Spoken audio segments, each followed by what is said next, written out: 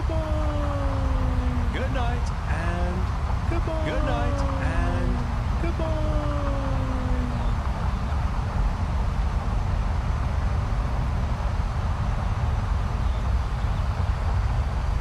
Alrighty.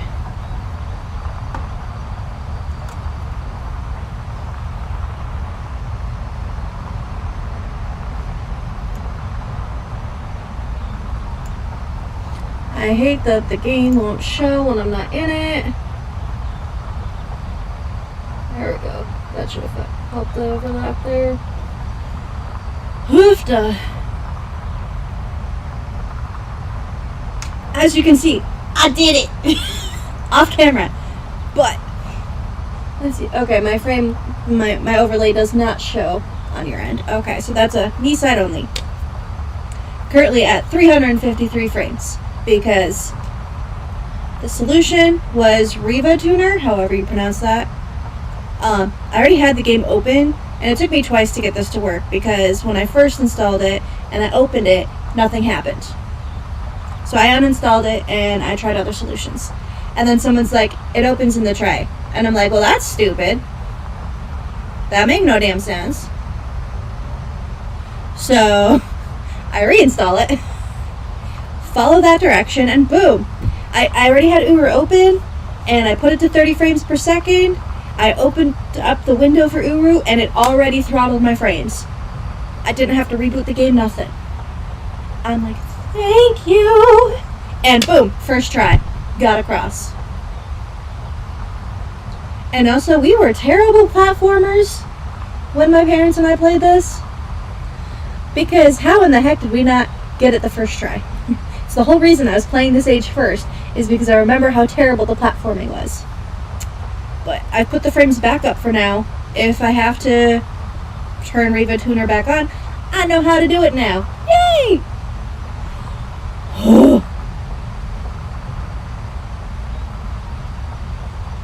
So frustrating. Of course, as soon as my frustration gets up, my cat's like, love me. Love me, say that you love me. Okay, we shall adventure. See what they've got planned for us. I saw we have 4 journey clouds, so I think I'm on track and I don't have to go back yet.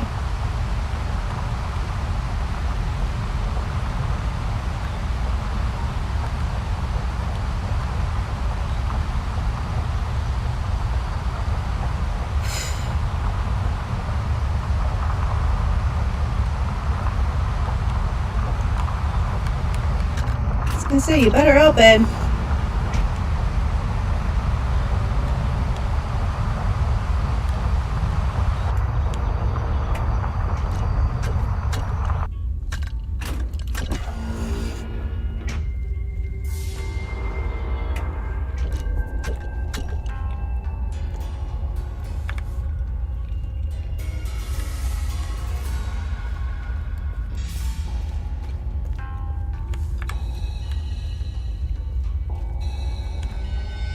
What are these about?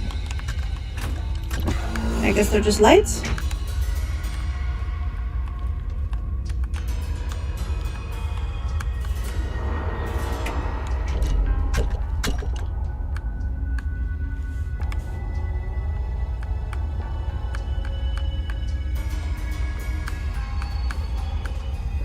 Okay, we've got 2 doors and whatever the heck this is.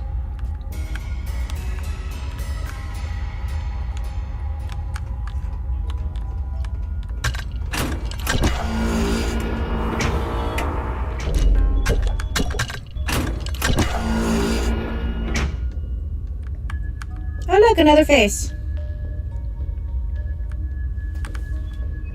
Hi, Cisco! How you doing? Oh, he probably abandoned me again.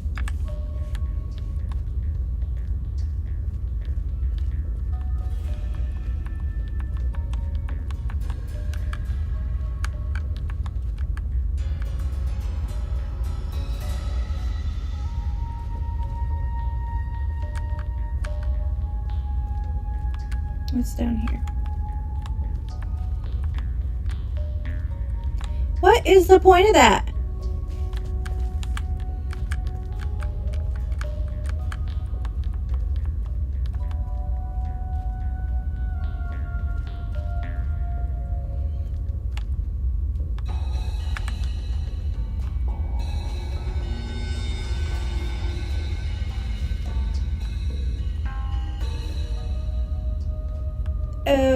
Okay.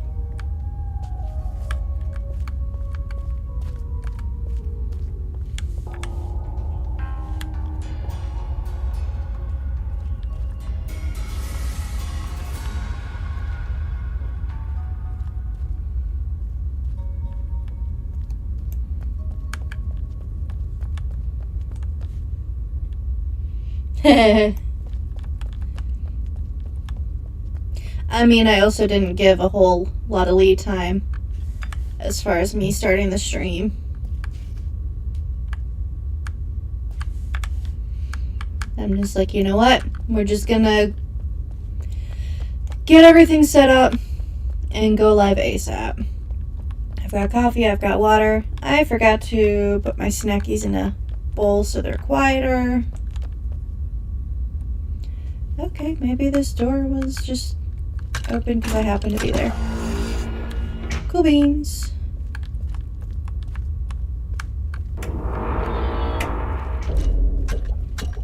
Why this looks so ominous? Hey look, it's the Mecca. Why is there 3 on one side and 1 on the other? Hi, Cube! Hey, that's all that matters. Well, I mean, y'all don't have to be here. I appreciate it, though.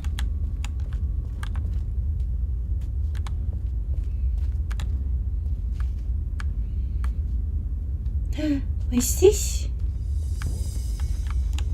I do not remember this at all. Do we not get to play with the suit? Rude. Why you gotta be so rude? How goes it, Cube and Cisco?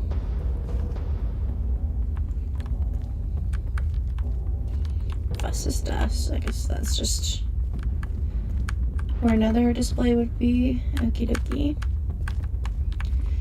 Now what's this?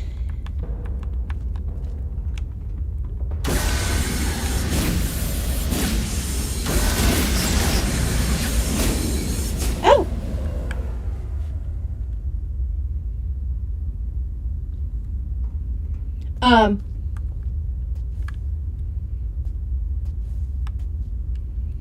Is this not my outfit? Why? What? Why? Do I want to know?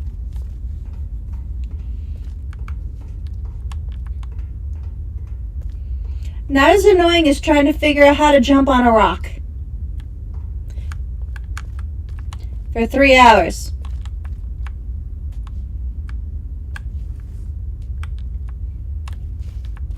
Why the red lights? It's so ominous. Ooh, there's a chair. Okay. Are y'all gonna hide a journey cloth in a very similar position as a similar room to this? 'Cause it's been a bit of time without one.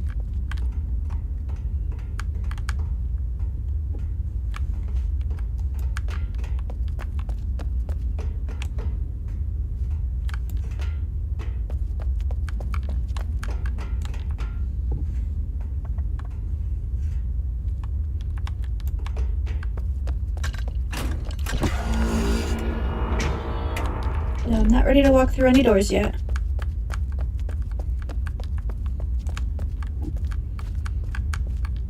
Do these even do anything?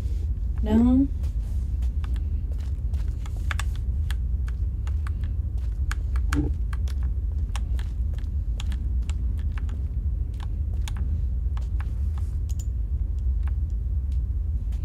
Okay. This feels so Tales of Symphonia coded. Oh, look, another ladder, which I know now is a ladder.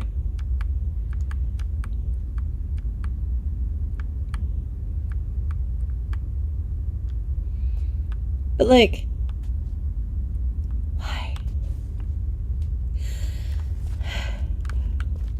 Oh, right. Chair. Do these require my attention? I assume not. I guess this is just a room for aesthetics and not purpose?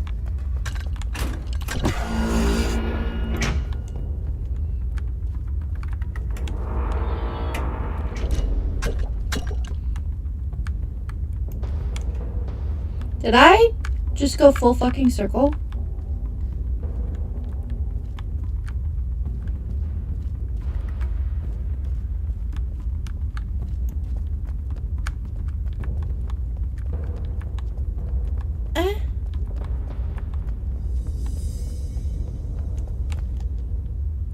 Then again, the doors... Oh, the doors were open.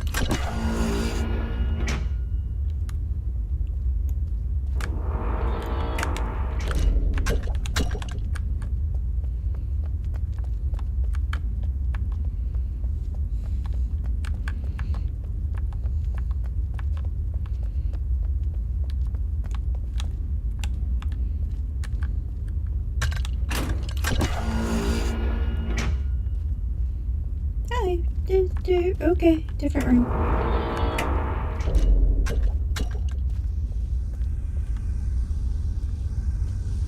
Book! But where's the journey cloth? I've been in 3 rooms and not 1 journey cloth, and I still have 3 left. Oh, hey! Well, that's a nifty map.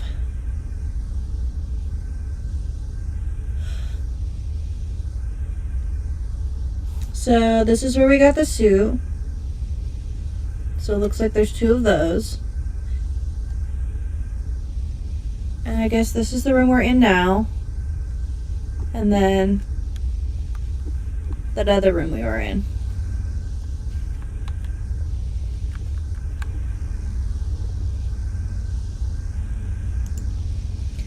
Okay, title key, no catalog number. Base functions, don't need number 3 on the backside of all of these devices. 3 functions? There's certainly more than that. 3 core functions? In any case, it's a convenient name. Key. Nexus interface. The Nexus seems to be just an interrupter for key data. Keys allow users to provide or decline book access to other keys. I think we can make this work for neighborhoods as well. Age names defined in the key appear in the Nexus. Or should. Interpersonal communication. Obviously the most important function. Voice or text communication to other key users. Inter or intra-age. Doesn't seem to matter. Image capture, storage, and transfer. A single button press captures an image and stores it within the appropriate age directory. Images can be sent to other keys as well as uploaded to some imagers, depending on versions. Seems main servers coordinated this functionality. Might be tough to revive. But also, how would we have gotten this in the other ages? Like, you kind of have to start with this age to get this so you have access to it in the other ages. That seems kind of fucky-wucky. Journal entries, storage and transfer, fairly simple. Write notes and store them. Again, server handles transfer journal, key to key, or key to imager. Markers, the ability to drop and collect markers at the operator's present location in an age. Layers of functionality here, requires more research. Perhaps this feature could be tapped to help with the GZ problem. Interesting. Doors. In this age, the key, even at its most basic level, opened level 1 doors. Level 2 and 3 doors require higher versions.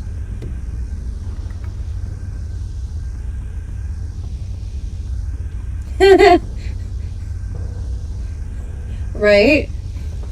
Like, the fact that y'all are here with everything going on, that's amazing. Like, you don't have to be here, but I appreciate it. Thank you. There's much more variety to these devices than we first suspected. The dispenser is capable of handing out at least 5 versions and possibly more. Feature set varies wildly. There must have been a system to control and track these devices. Where? Imager built in the unit is surprisingly compact and efficient. Uses the same blasted lattice compression system, for the lack of a better word. Have to crack that. Powerful projection for something that fits on top of a hand. Markers. Purpose. Perhaps a training tool for maintainers.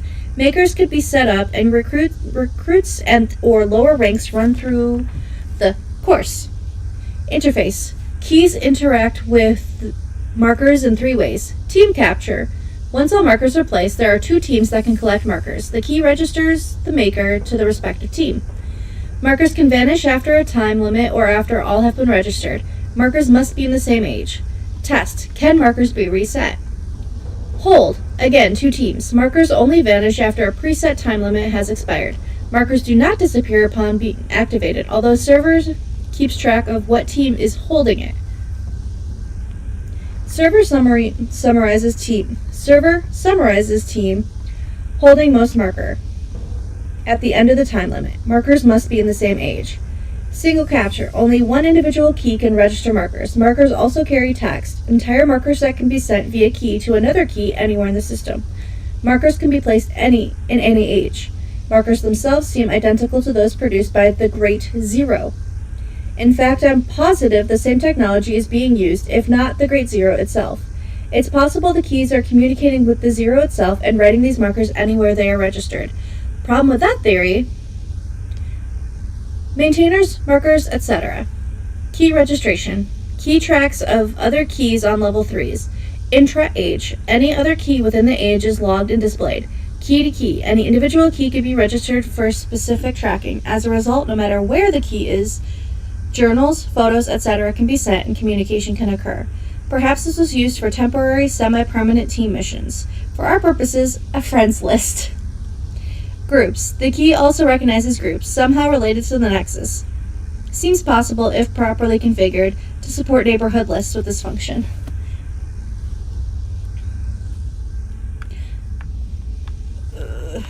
So now what is this?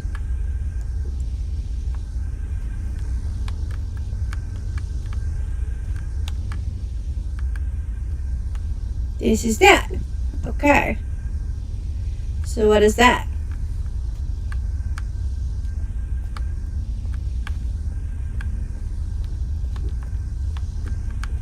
Oh, look.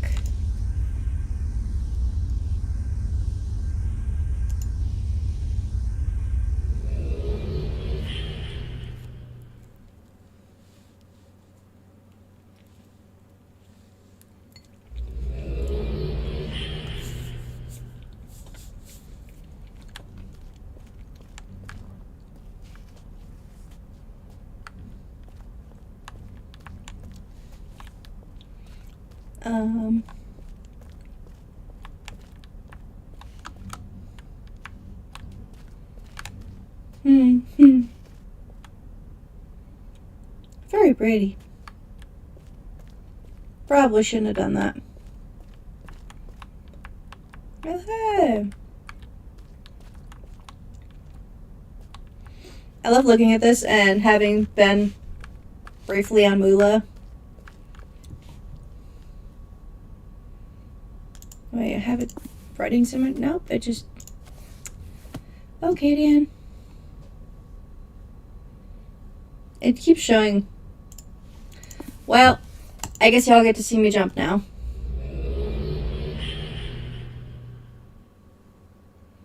That's what I get for jumping places. Okay, cool. I get to keep a whole new outfit.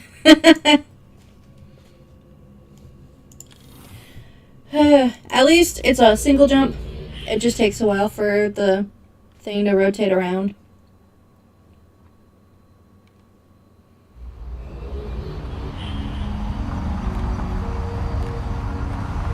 Oh shoot, I just realized I might have to lower my frames again.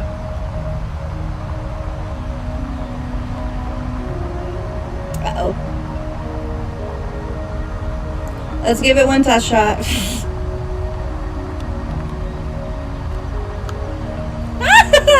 How about I actually hit it first? Lod.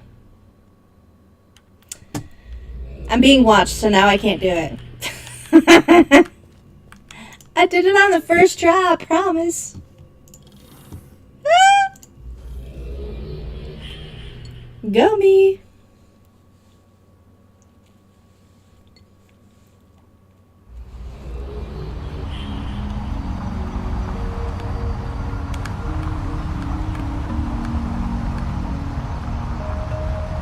At least it's pretty.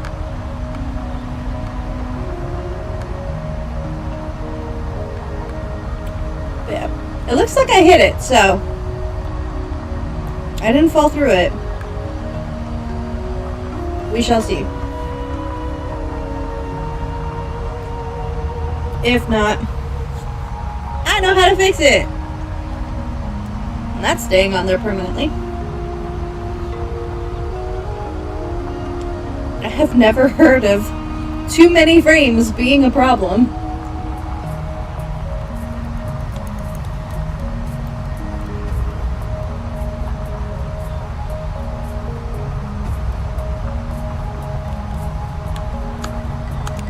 Yay! Okay, cool. Woo! I did it. First try.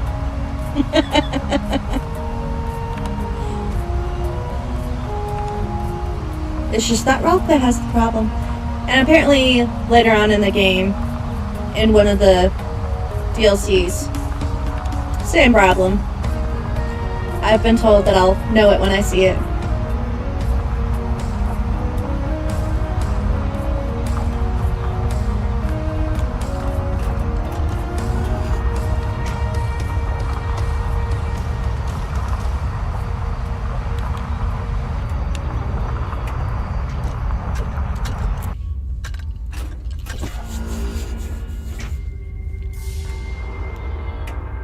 Okay. I mean, to be fair, like I said in the Reddit post, I'm kind of a boomer when it comes to computers at this point, because most of my adulthood, I was too broke and homeless to be able to afford a computer. So I really couldn't.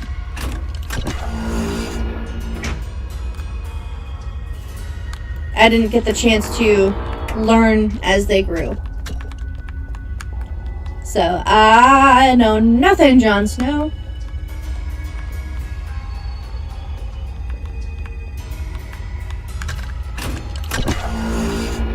Okay, back in here. There has to be something more.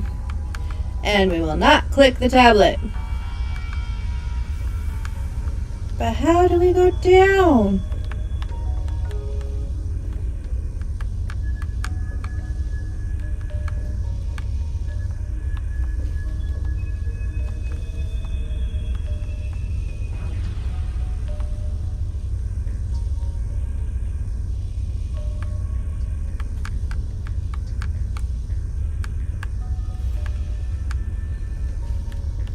I guess we check the identical rooms.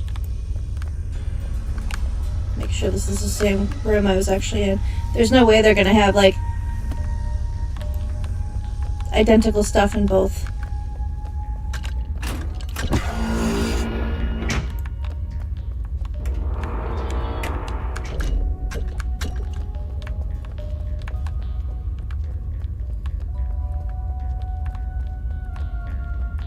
Yeah, for the longest time, I had a friend who works on computers, and he sold me a couple different laptops, and they were not the greatest.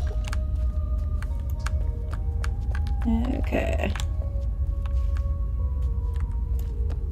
This is largely the same thing. I'm just double checking each room, because, again, I still haven't found a journey clock, and I have 3 left. That's the room we came in on, right? Yeah.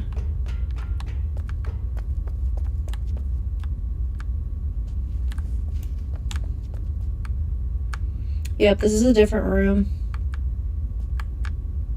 Because the one we were in before had things over here. And this only has the one over here. Okay. Good to know, good to know.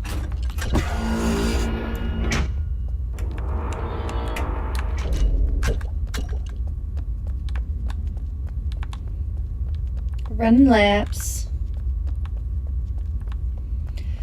I mean, they can be good for stuff, but I mean, these were not even functional for the basics.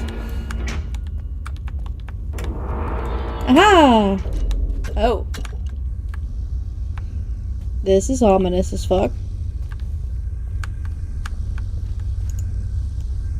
Simpson, don't mention anything about the upper area of the fortress in your Garrison report. Don't want people wandering all over Teledon looking for that weird link stone. Sharper. Analysis. Author Simpson. Transcribed from voice recorder. Age Garrison. November 12th to June 4th. Multiple trips. Okay, one thing seems immediately obvious. This place was built for security. No one could write a link anywhere in this place or the next. It was obviously a maintainer facility of some kind, and it doesn't seem that it was for general guild members. By that, I mean it was limited to at least the higher-ranking members. As to how they got the first link written here, I don't know. Probably while under construction. It does seem pretty obvious that it's not going to happen again, unless something major happens in this place.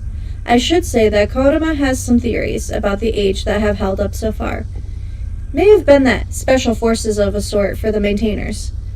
Started later, mid-8000s, became somewhat of a research and development arm of the Maintainers Guild. I don't know. Worth mentioning, though. There are quite a few mentions of such groups in other docs Kodama has found. At least seen. Entrance. To begin with, I'd wager that no one other than the high-ranking government official or similar has ever made it to this room. That's just my guess, but it seems pretty sound. I don't think any school buddies or girlfriends dropped by to see their maintainer friend. The linking book we found was deep within the Maintainer Guild. I'm sure it was well guarded in its day. You can see right off the bat the entrance was extremely secure. Thick walls, one door, high window, sniper maybe. If you manage to get in with a bomb or something, it's not going to do any noticeable damage. I love the maintainer symbol on the floor everywhere else you look, as though I might forget and wonder where I am. The music scared me a little bit. I thought it was steps. I heard little tippy tappies and I'm like, panic! So visitors are escorted into this little waiting room. There's a window on one side that almost looks like a ticket window. Maybe turned into weapons or goods that aren't allowed. Maybe books. I'm sure they didn't want books in here. Yeah, it looks like mainly for books. There's another ticket window on the other side, although this one looks different. I'm pretty sure those are beetle cages on the other side. Beetles that sought out ink. Somebody is just telling me that there are all kinds of references to them in other docs. You don't make it past this room with a book. As well as the doors never open at the same time, so even if you somehow make it out of the entrance room, you're still not going to make it past these mammoth doors out of the waiting area. Halls. Looks like the hall ran along the entire circumference of the building. There are plenty of rooms. I'll just try to hit one of them at a time. First is an elevator, though. However, it looks like it's only down. I wonder if that was always that way? More security, I guess. Once you've made it to the halls, there's still nowhere to go. At least if they didn't want you to go anywhere. Lockers. I would think that any books that were brought to the H were kept in the lockers. I'd imagine that some of the workers here, or frequent visitors, also kept some equipment, but I could be wrong on that. Looks like they kept some maintainer gear as well. Markers, helmets, etc. Seems a little out of place, honestly. Keys. Okay, things are becoming a little more clear now. Just as long as chat with Laxum and research some different docs over the city that Nick had. Looks like the current condition I'm seeking was not the original condition. The key was a major development not just for the guild, but also apparently for all citizens. Turns out they were just starting to hand out the keys to the public around the time of the fall. Nice timing. So it looks like they had done some renovations in order to facilitate the mass amounts of visitors that would be coming in order to retrieve keys. Turns out my little girlfriend analogy was pretty much completely wrong. Girlfriends or more were going to start coming here, at least to the open sections. Kodama corrected me. We've actually found multiple books in the neighborhoods, as well as the guarded maintainer book I mentioned earlier. Whoops! So visitors come in, walk through the doors, beetles check for books, and they walk down the hall into the key room, get a key, and link out. Guards were probably at the up elevator, which is just behind this room. If they did happen to bring any illegal items, they get them back from the other side of the locker room. Off they go, and off they go back home with their new shiny key. Makes more sense as to why the maintainer paraphernalia was in the locker rooms too. Perhaps a little display type thing for all the visitors. Impress them. Warehouse. Quite a bit of goodies in here, all of which I'm sure visitors never saw. Pretty bad cave-in from the floor above, although Ingberg says structurally the place seems alright. He's doing more detailed inspection soon. Looks like most of the crates are filled with key maintenance type equipment, as well as a variety of spare parts, etc. I don't know. Laxman will have to give this place a good inspection. I'm sure he'll love going through it all. Beyond me, I know that. Beetle cages. Convenient cave-in. Not sure how one is supposed to get in the beetle cages without it. No idea how they did it. Link, maybe? Regardless, pretty positive the cages were built for beetles. Symbols on the front, quite a bit of remnants in some of the dirtier cages. We'll have to clean those up. I wonder when they all died. Speaking of access, another question. How'd they get to the second floor? Elevators skip the middle floor. More security, I suppose. Second floor. Destruction was a little more substantial than I thought. Looks like it tore out sections of the outer wall, even. I'm gonna get out of here until Engberg can come back.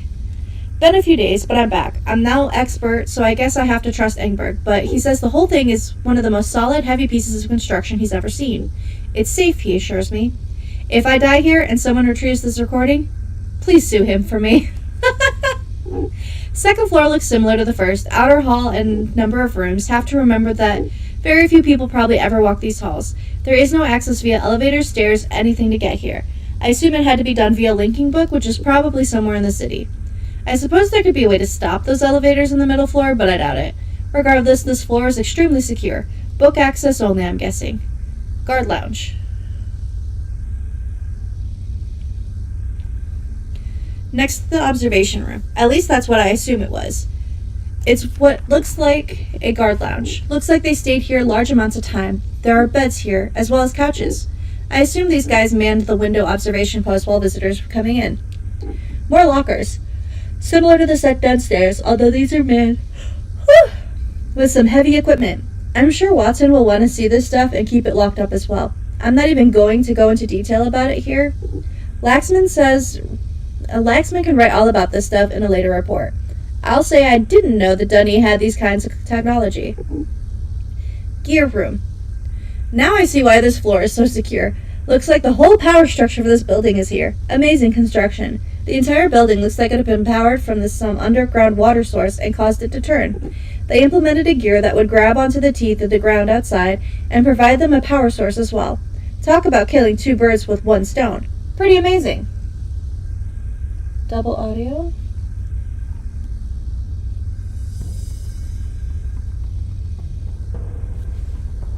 Notes.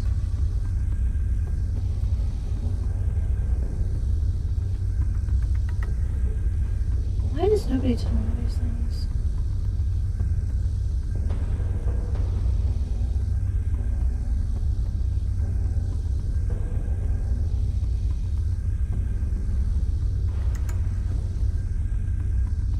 Try that. Y'all need to tell me these things. Thank you, Dex.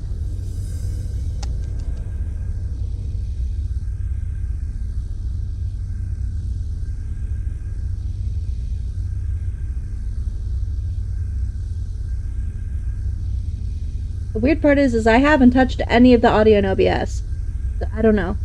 Like, can you hear me? Has the double stopped?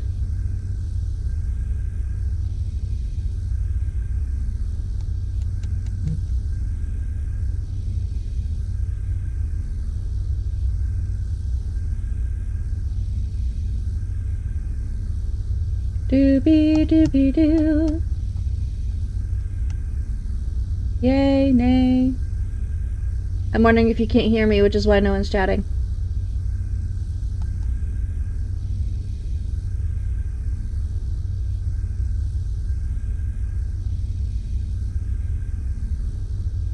Speak a bit more.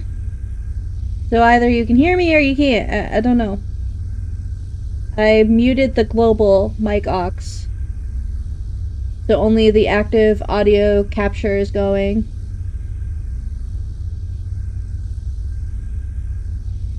You can hear me.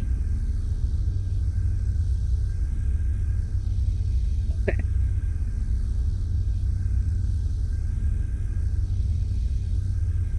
Y'all.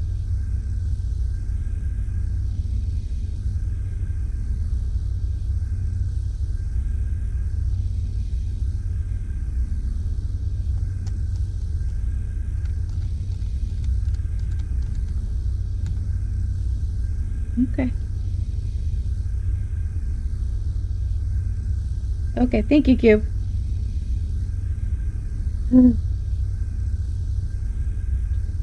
Power looks somewhat complicated. Seems as though there were at least occasions that power was turned off, as there are obviously controls to do that, and then started again. I'm heading to the top. Top. Wow.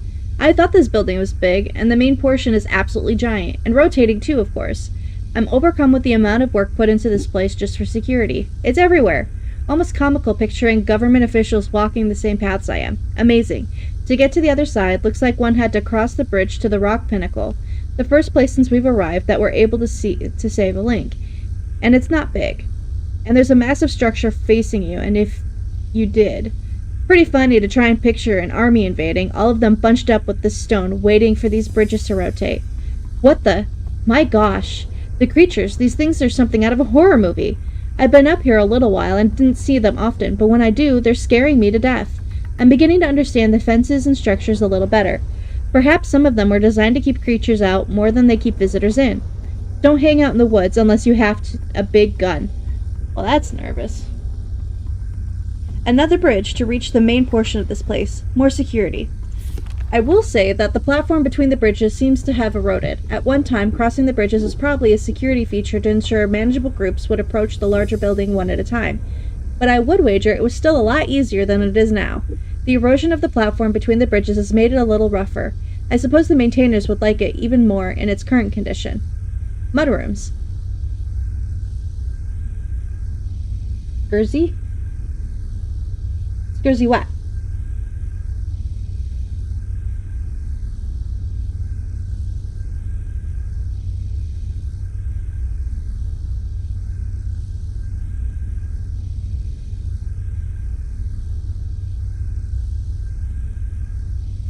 I've got Nutella on my lip.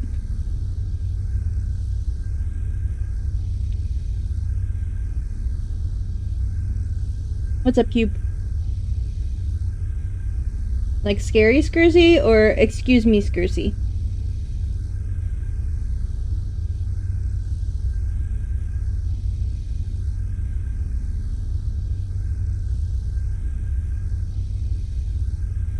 Mudrooms. I'm not sure what to call these things, but they remind me of the mudrooms, so I call them that. Not much here. Looks like each bridge has a mudroom attached to it, with another group of doors, etc. That doesn't seem to be any kind of decompression or decontamination that went on here.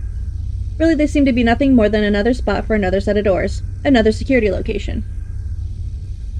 Training Center. I was going to go through each of the rooms here, but after making a quick overview, I think I'll just start with the entire thing. There are 3 types of rooms in the building, 2 of each kind. There's a control room, 1 purple, 1 yellow, a display room, 1 purple, 1 yellow, and then a conference room, though these aren't colored. I assume there is one for each team. The entire building seems to be centered on a massive wall in the middle. The control rooms control the wall. The display rooms display the uniforms that were worn in the wall, I presume. And the conference rooms allow the government visitors of high-ranking officials to confer about those trainings on the wall. So now control rooms first. Control rooms. I'm not going to go into controls for the walls in this dock. I'll let Laxman do it at some other time. Regardless, the panel here obviously controls the wall. The wall was used for training as well as testing of various suits. I believe the central room can get pretty hot, cold, smoky, or anything else I can imagine pretty quick.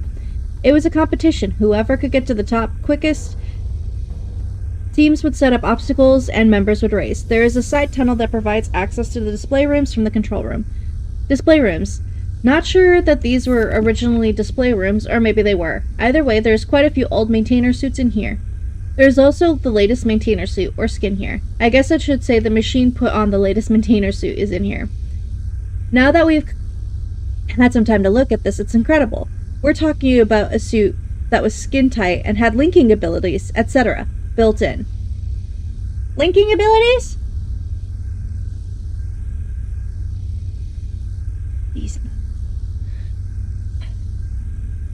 These Nutella. Waha.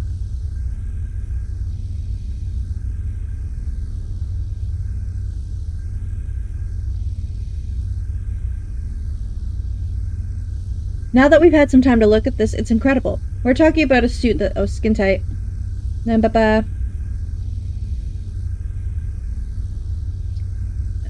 Very high-tech as far as maintainer suits go. Very impressive. A maintainer would fall down the chute, and while traveling to the interior room, the wall, the suit would be placed on him.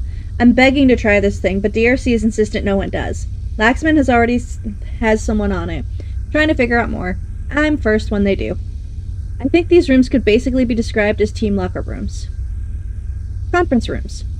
Well, I guess these rooms are where the bigwigs sat down and talked about their maintainers. Obviously, they're set up to watch the wall, and there are displays that show the patterns being built and played on the wall. We'll never know, but I can see the guildmasters in here watching their teams compete, preparing to send them out to do some radioactive fireball age to see if their new suits can stand the elements. Proportions. I'm not going up now, but we do know the upper portions were used as prison cells, typically Denis technology. They had a single linking book that went to all the cells. Since the building was always rotating, a very complicated linking apparatus and timing mechanism was associated with the book. The timing of the link would determine which cell the person linked to. Apparently, it was very tight. Speaking of linking, this entire building is rotating as well. It seems that most visitors came on the path from the wall, although there were also books directly to this building. There had to be. It seems that many of them also use the timing mechanism to link into the specific rooms. Looks like another new feature designed and built by these guys. One of many, I'm sure. I'm just wondering where the main research labs were. Or better yet, where did everyone sleep or eat? And bathrooms. Oh look! Journey cloth. There's a journey cloth right in front of my face this entire time.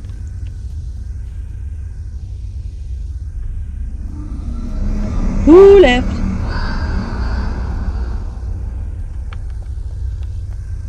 Yay, I don't have to jump anymore. Make sure there's nothing else I'm missing. Here's another angle.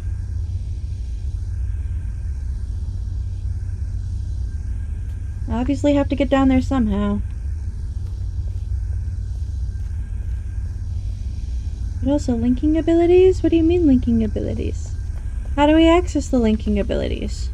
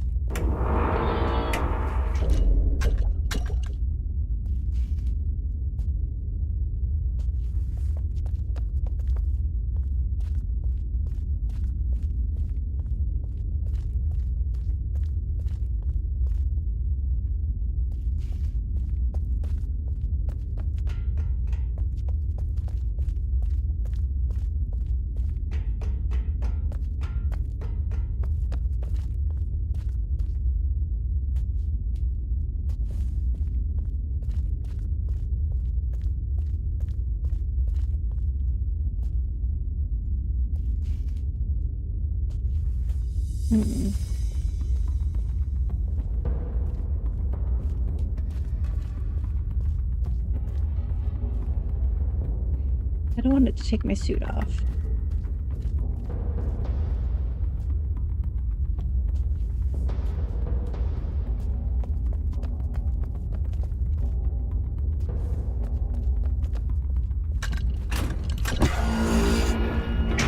He's probably already gone. He pops in and disappears. He was pretty tired at the end of his stream, and that's fine.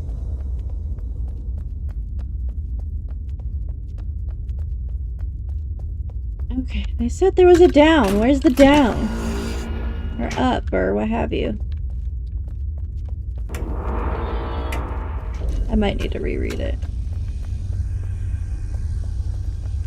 This is just operation. Okay, so we have one on each side.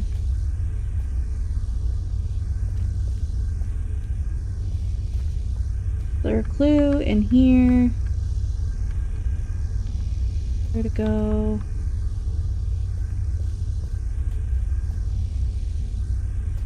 Let's check the next room over.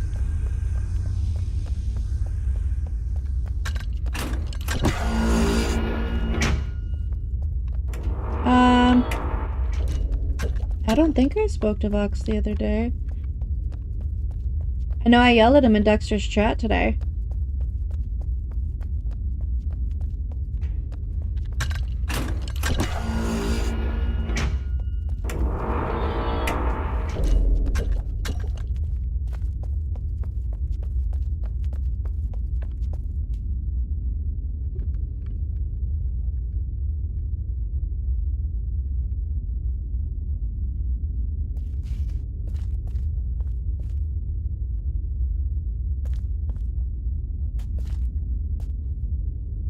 That looks like an elevator access right there. So I just don't want it to take the suit off, but oh, yeah, purple. Okay, one's purple, one's yellow.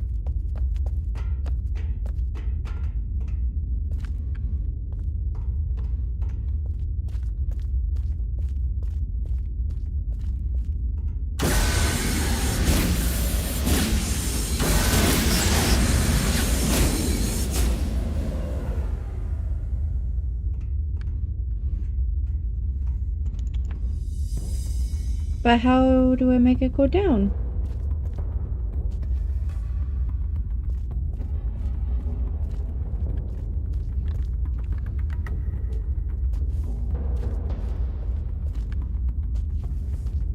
I think I need to read the book again.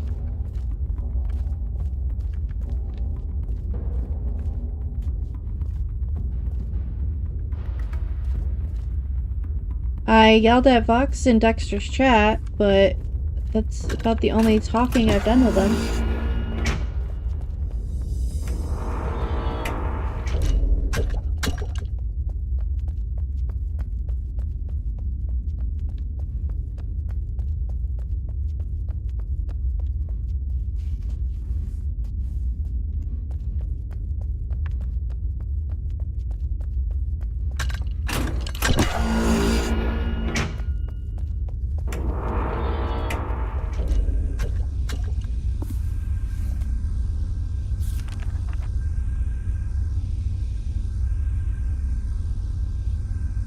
For a moment.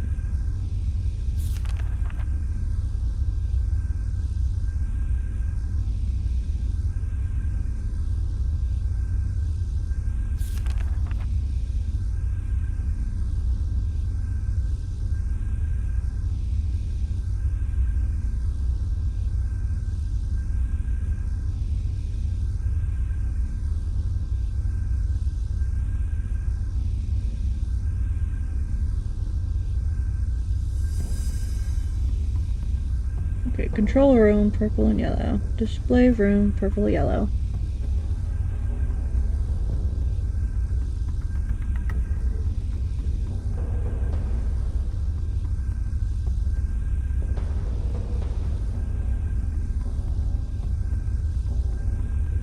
Panel here controls the wall.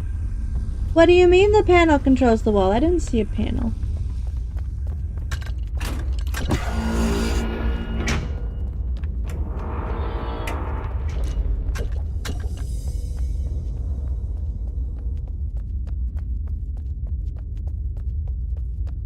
I wish I could just bring the book with me. That would make logical sense.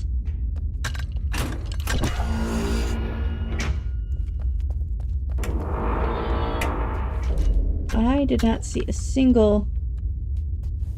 It's gonna be way too fucking slow. Control panel.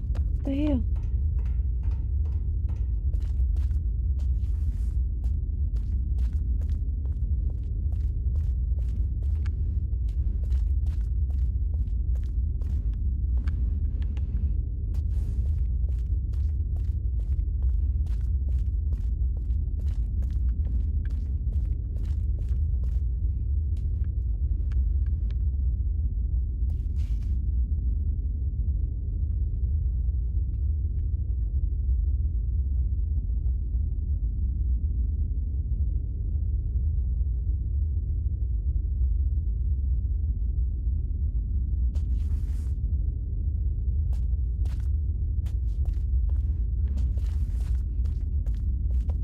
Hmm.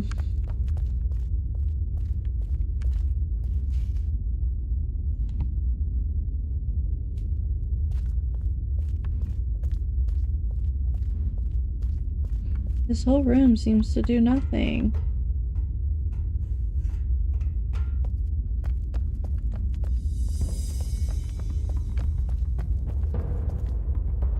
Okay, black screen for a moment.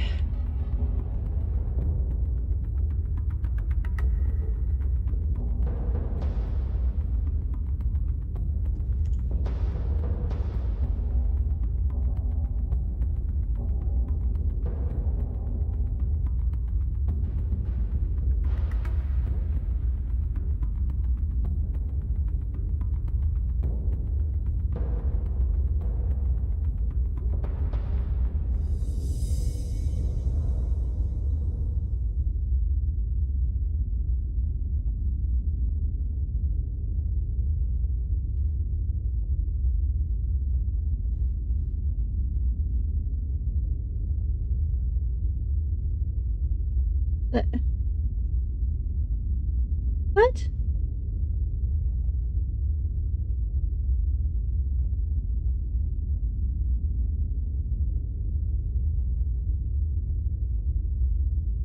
I am confusion.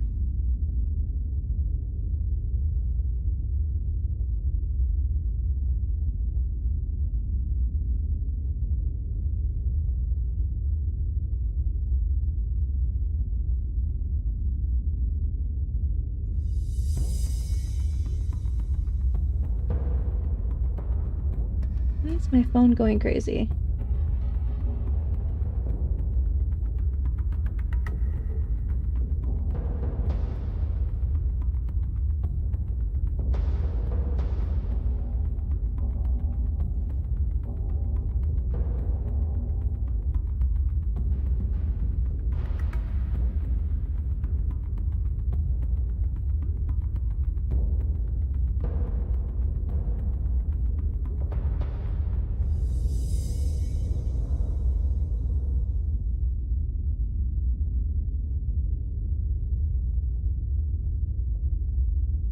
Have a what?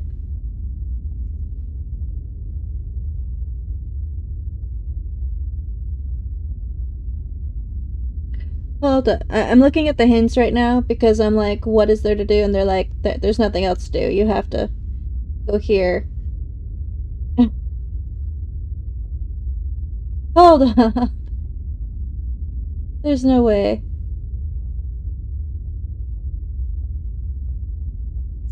I've reached the end. The reason why I can't find anything is I've reached the end.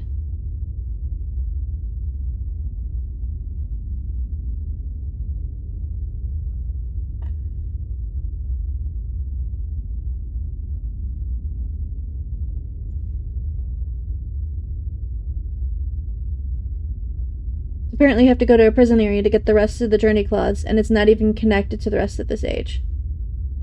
Are you for real right now?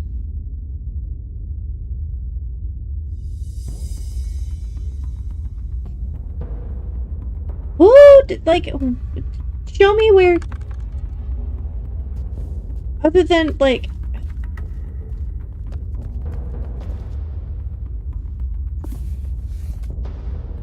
grr.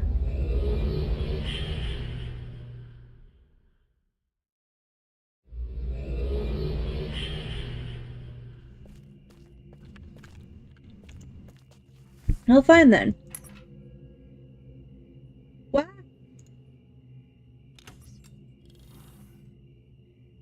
I don't even remember what age this was. Okay. So this is the other thing that made me mad. I did look up to see why I was stuck here. So, oh no! Please tell me it actually saved. Damn it! Hi, baby. Hi.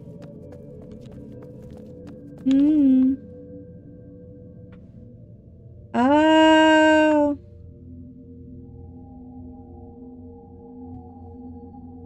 I did that and now it's messed up, so we need 3 and 5. But it also didn't even save this, so...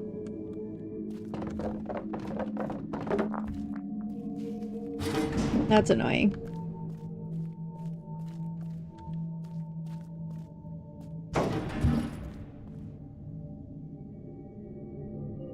I need this one. Let's hope we don't have any rolling rocks today.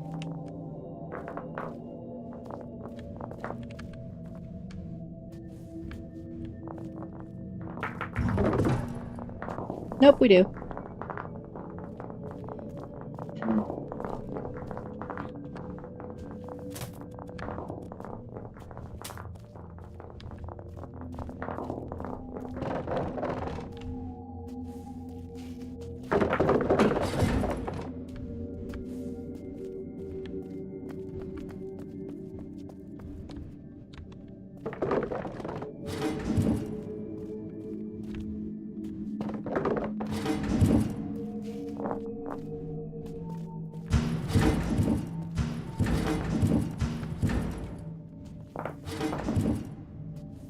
Are we for real right now?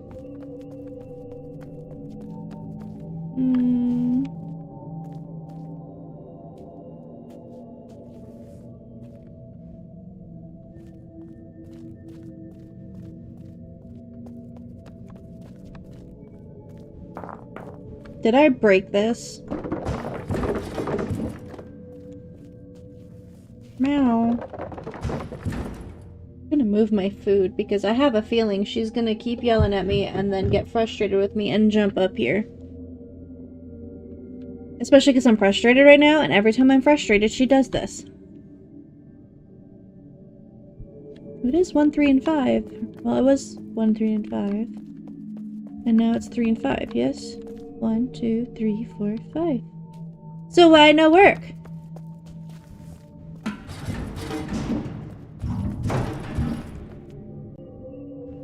That's 2 and 6, because they're on the right-hand side. This is 3. Meow. Hi. Yes, I hear you, which is why I'm echoing what you're yelling at me. I hear you. I acknowledge you. I am in the middle of something. I love you. Yes, you're adorable. I love you. Can I please do the thing? Thank you.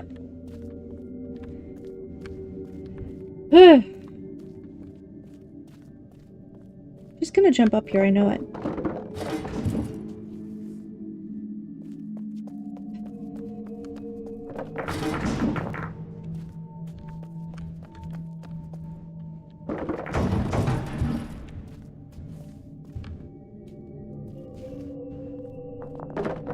I'd be so mad if I broke this. Oh, wait. Yeah.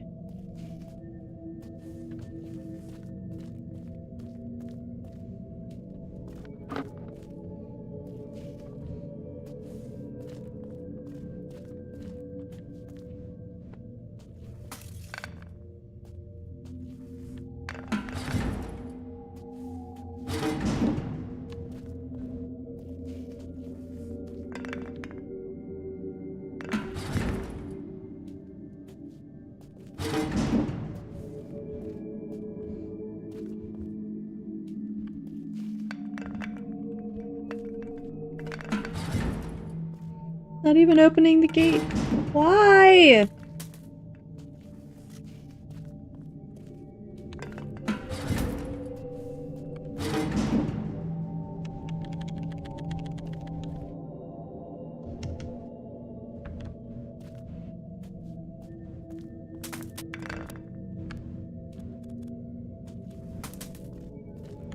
It's 4, 7, 1. This is 5.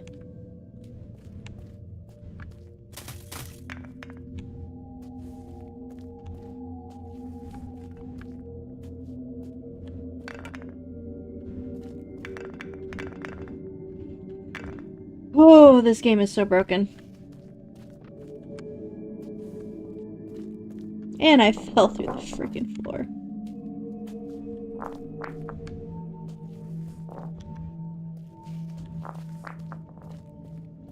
Ah.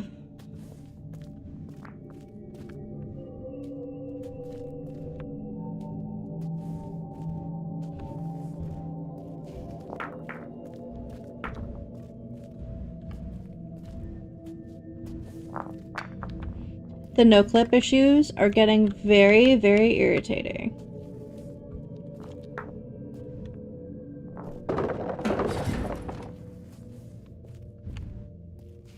But also, this should... Atlanta!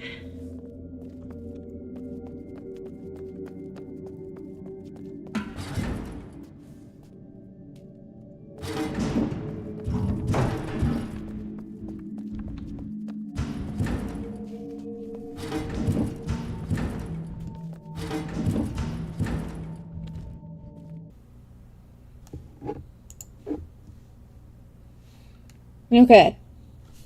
So you remember yesterday where I tried to alt-tab out of the game and it completely froze my entire frickin' computer? It happened again! I love that. Just love it!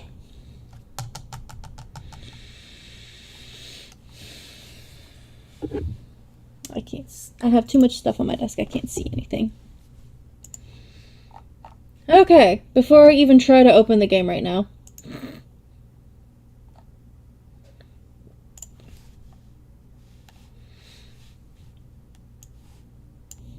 Good morning. And No, I didn't mean to... And goodbye. Every time I start to calm down, I completely broke the prison. I know, but the don't need to bruise, yes.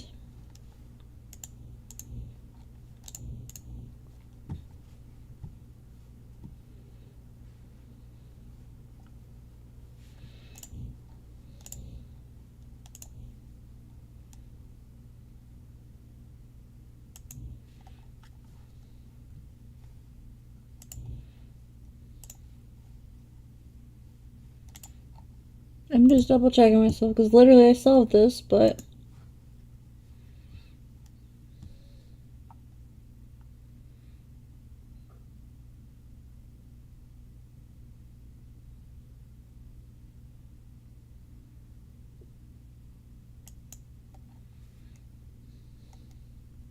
here it says you gotta lower the ones that... Oh, that's complete opposite of what happened in my game last night.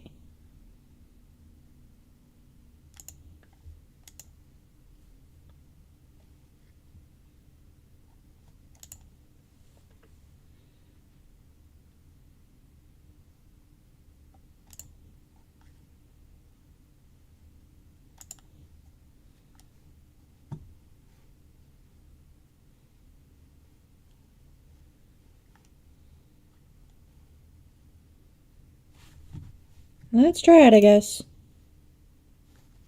Oh, that's the wrong one. Helps to open the right Uru.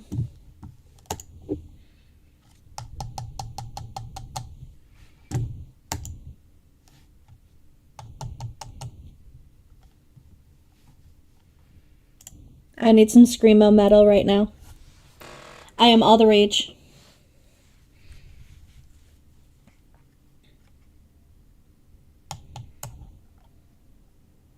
Maybe my game was just broken last night and it opened when it shouldn't have. Do do do do do do do do do do do do do do do do do do.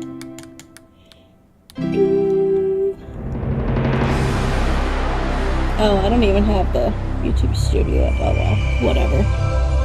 I need to back out as little as possible because I'll cry. I've never had anything mess up my computer this much. This is insane. I might just have to lower the game back down to... I don't know.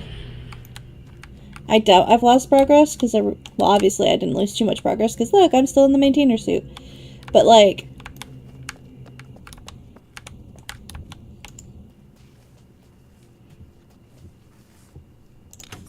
Well, that's not open, so yay.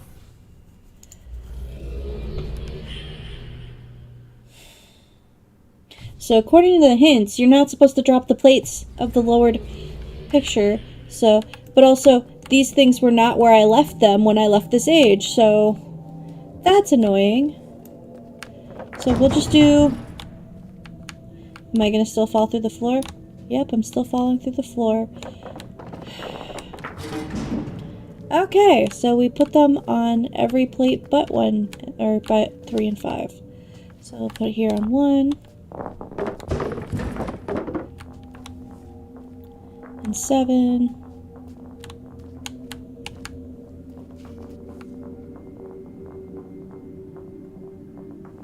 Thank you for coming, Dex. Sorry I didn't really do much.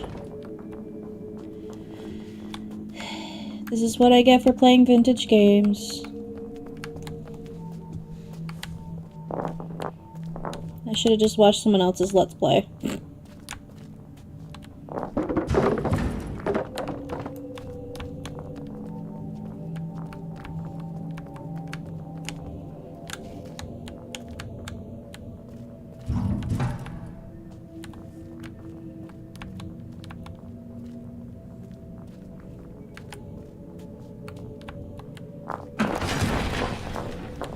So in other words, my game was buggy last night.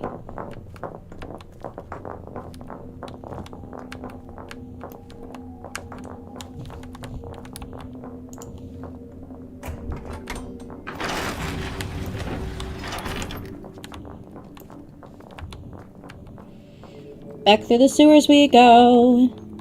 And you get to see the stupid solution to this.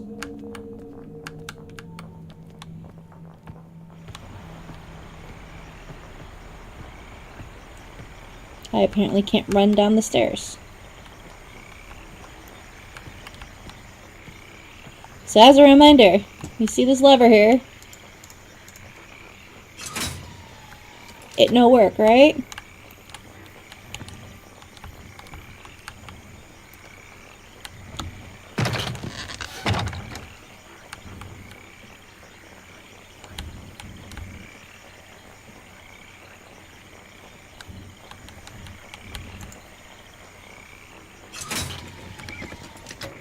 That is so stupid.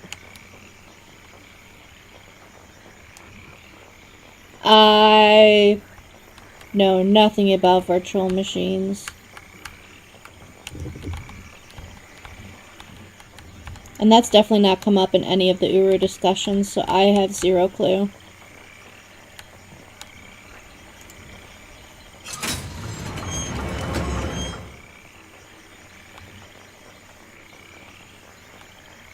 Okay.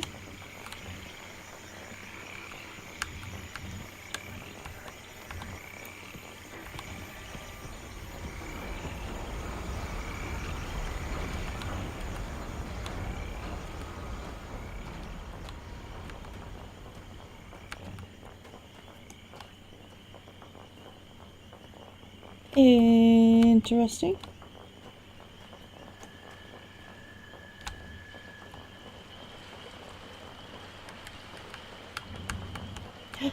There's a thingy. Can I get on these boxes? This feels like a platformy system.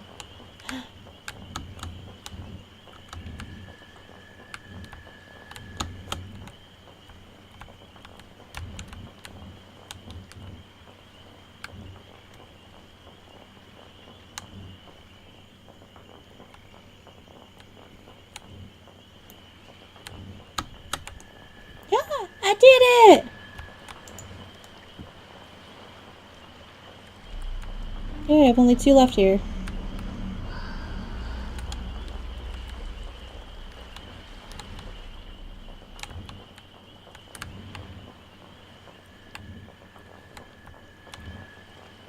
Oh look, it's the one that doesn't turn. Do I want to know where this is going? I feel like I'm gonna fall to my doom. Okay, it go nowhere, go figure.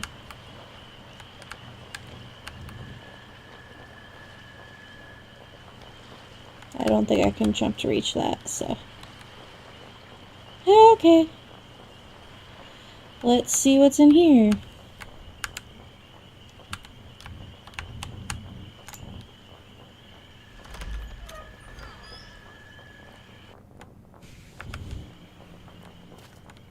The rock is still rumbling.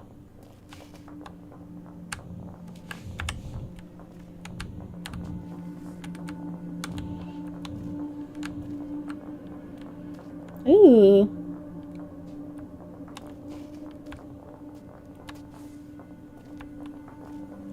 I've seen similar. Why can't you put this prominent thing here and then I can't even look at it. I love it. And then we can't even read any of that. I love it. I do care. Don't love it. Yeah, I'm not doing that again.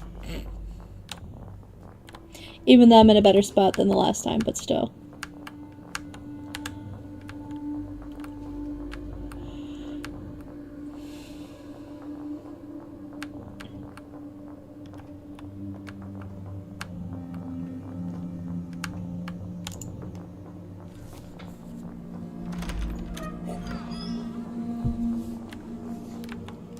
Where are we now? Cool.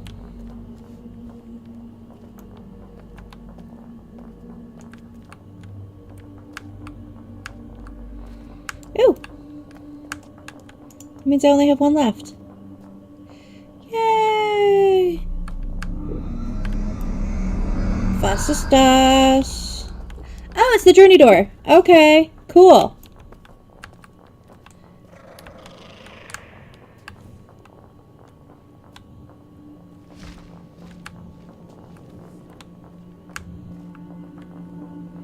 Do I want to know what made those noises?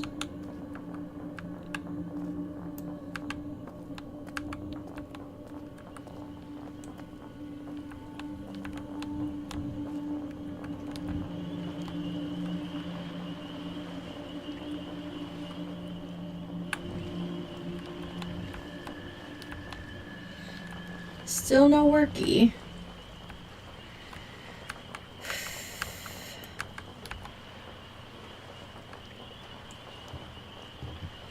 So what am I gonna look at? Myself or through the actual... Okay. Oh, is this another one of those... Follow...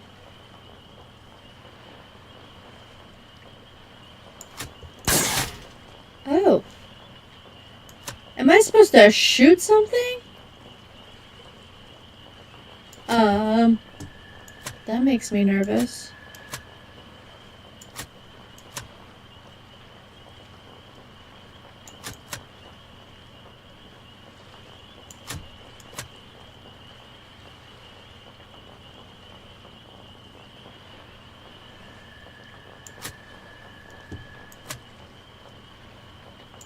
I feel like I'm supposed to...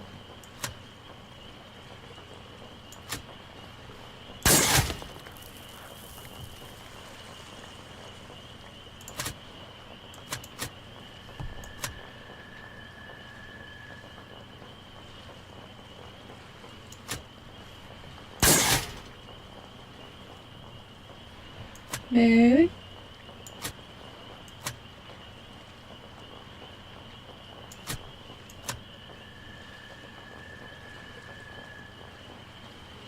I mean, it did talk about weapons in the notes. Oh no, am I supposed to hit that?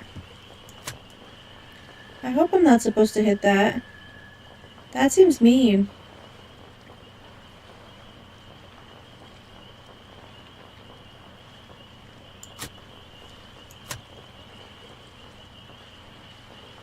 Or is there something on here I can hit to make this work?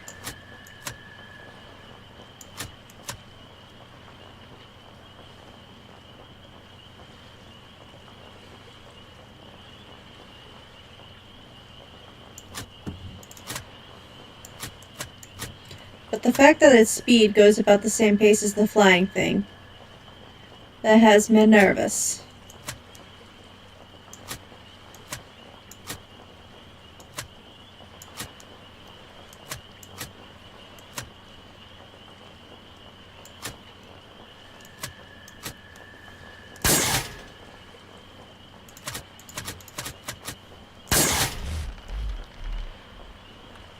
works.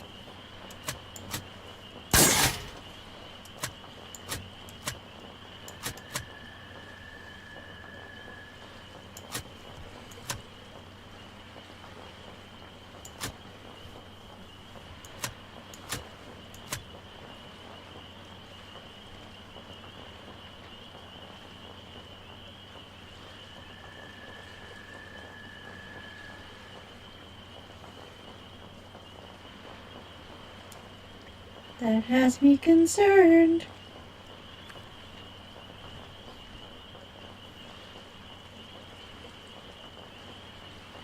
I don't want to shoot anything, but I might have to.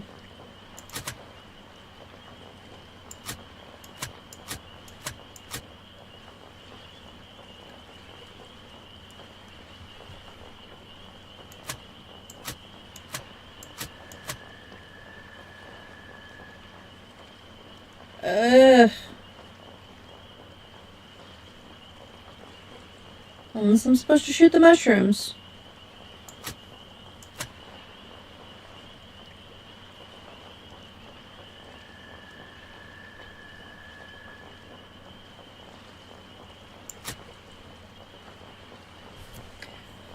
We'll see.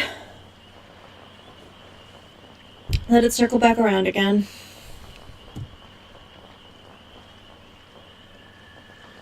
I have a feeling I gotta shoot this.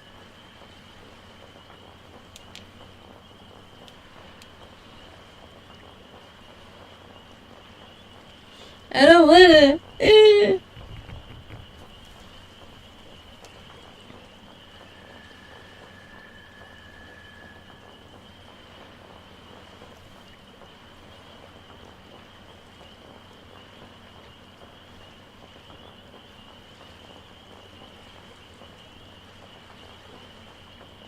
The water makes me nervous. The way it just like rapid flows to the left.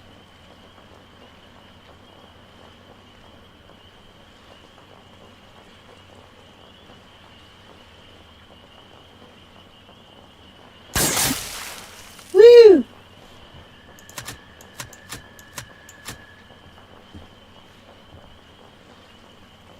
Okay. Maybe we get more information later. Let's see what's on the other side.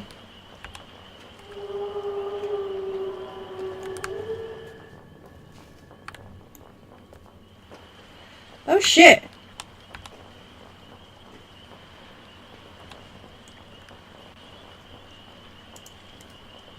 What?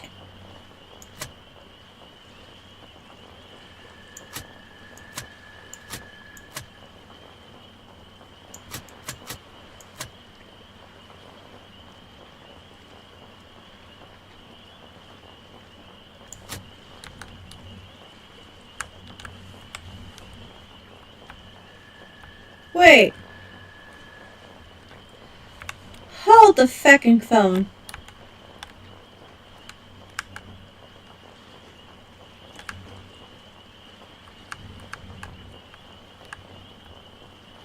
Y'all saw that, right?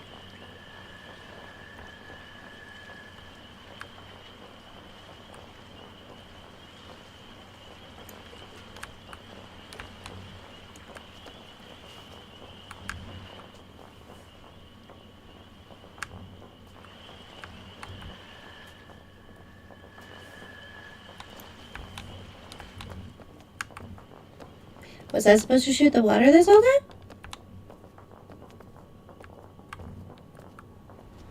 That rock is still going. Thank you, Cube.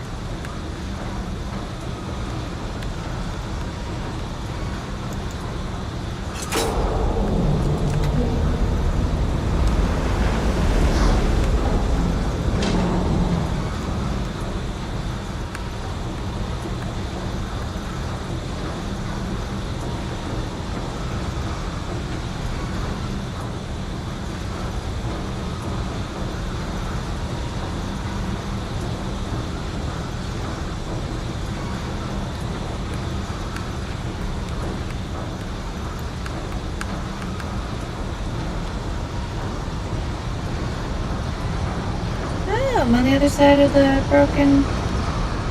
Shoot! No!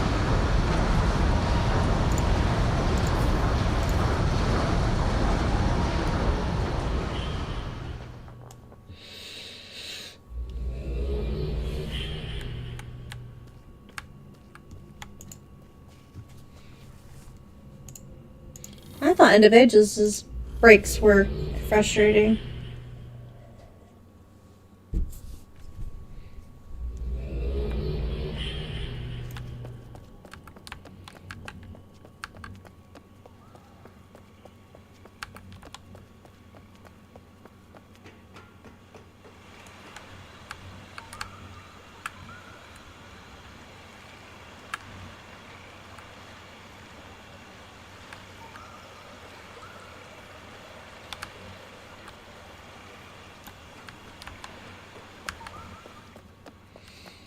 Okay.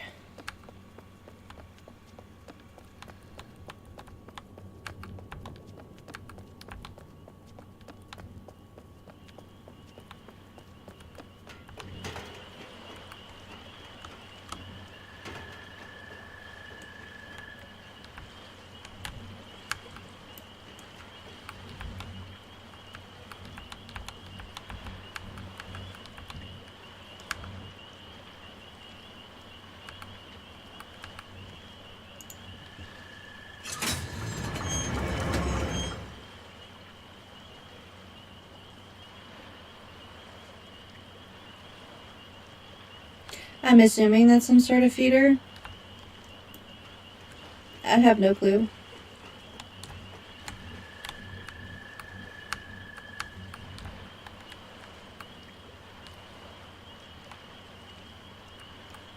There's some sort of ladder there, but I can't get over there.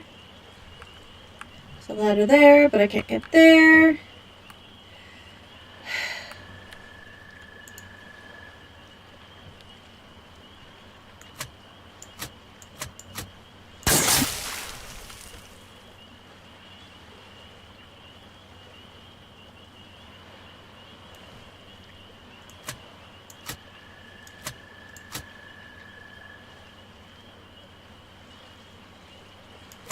I thought about getting a donut today.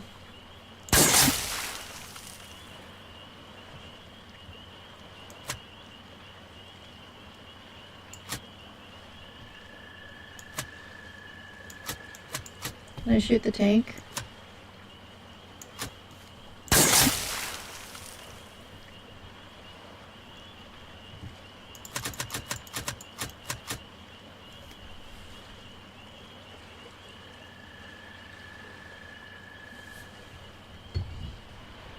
I need to eat my sandwich before it gets dried out.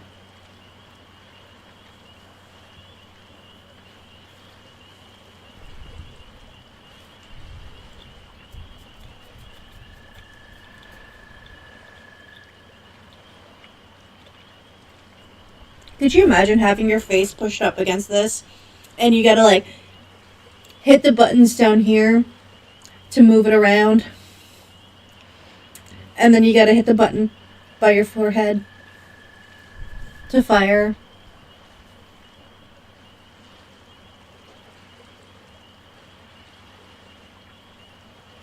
It's probably echoey again. I just realized both audios were on again.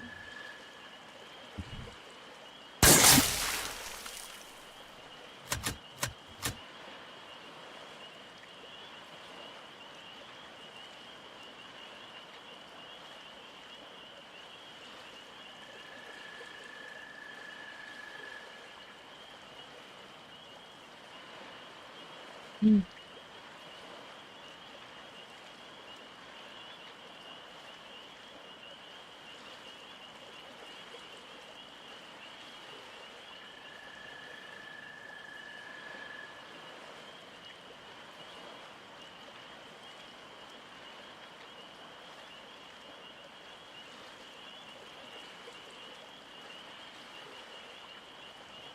Hmm.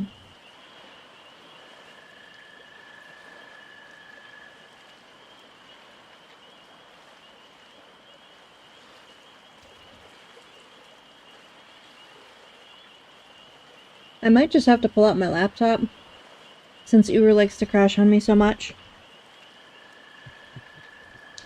Where is my laptop? There it is. It's not even plugged in though, so it's probably dead.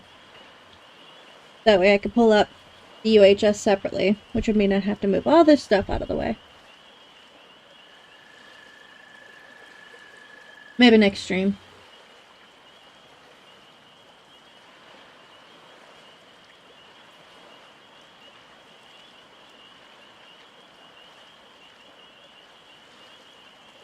Should be swinging around any moment.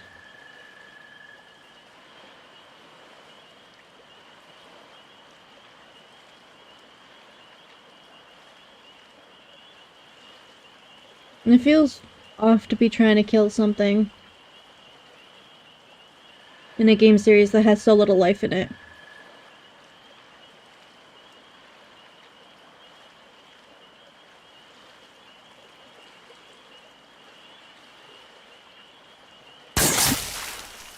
Yeah, I don't think I'm supposed to do that. Okay, hopefully I don't glitch it out.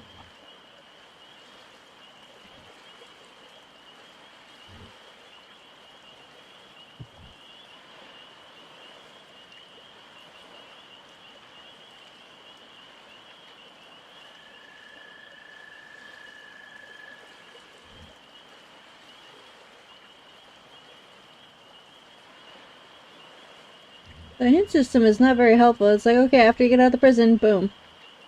That's it. Okay. Find one in the building room you first enter. Walk outside the building, around the innermost wall. Control room that the bucket takes you to. On the wall between the telescopes. Office above the control room. Elevator. The office. Look on the wall. One is near the prison. Look on the wall to your right as you enter the prison. One's on the wall very close to the exit door. One is within sight as you approach the building with all the crates on it. Last one is hidden fairly close to the previous one. What's the puzzle? How do I solve it? Take a look at this building from a distance. If you can get into the building upstairs, through the door in the tunnels, you should be able to follow a path back outside. Past the journey door, telescope, look through that. Could see a ladder. Notice that it's suspended with some kind. Okay, so I was on the right path.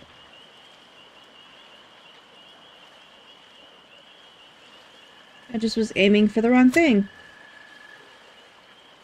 Cool, I don't have to shoot something. I mean, I do have to shoot something, but not a living thing.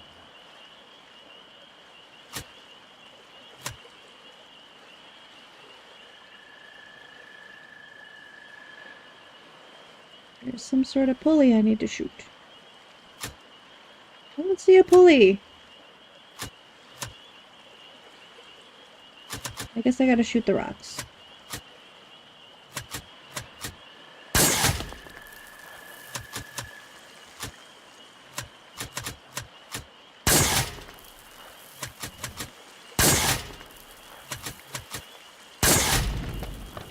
There we go. I just wasn't aiming right.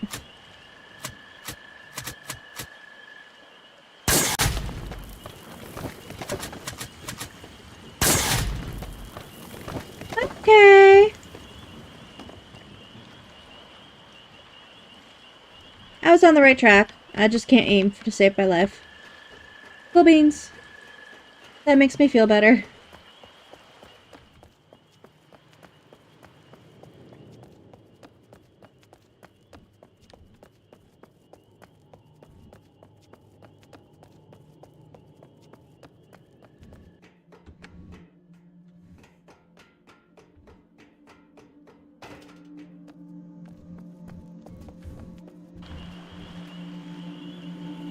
Slightly annoying that I gotta do this again, but at least I know I can.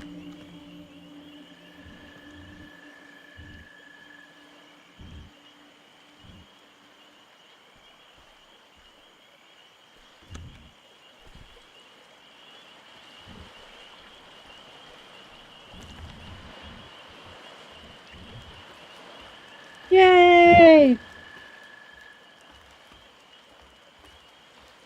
Oh, you mean where you got like the G.I. Joes that start attacking because they have like some sort of military grade chip in them?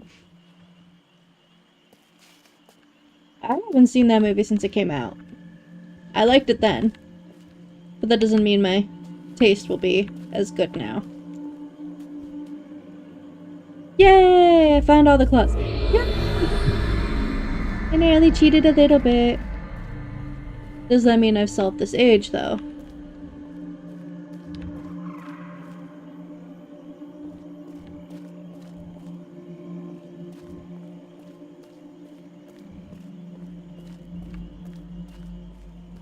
In here.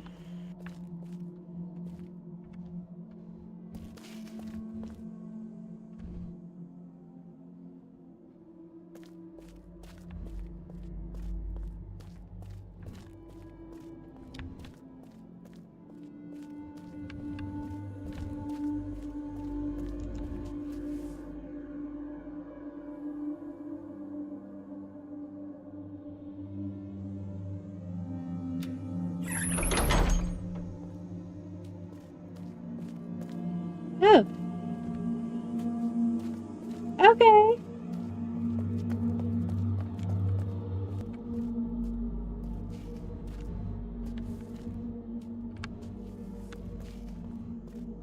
Well, I guess we go through the journey door then.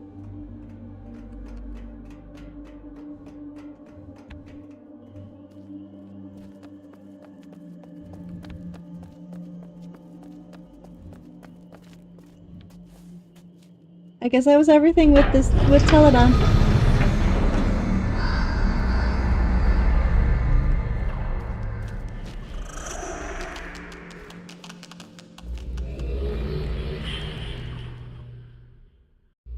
Creepy noises. Oh. Your journey has begun.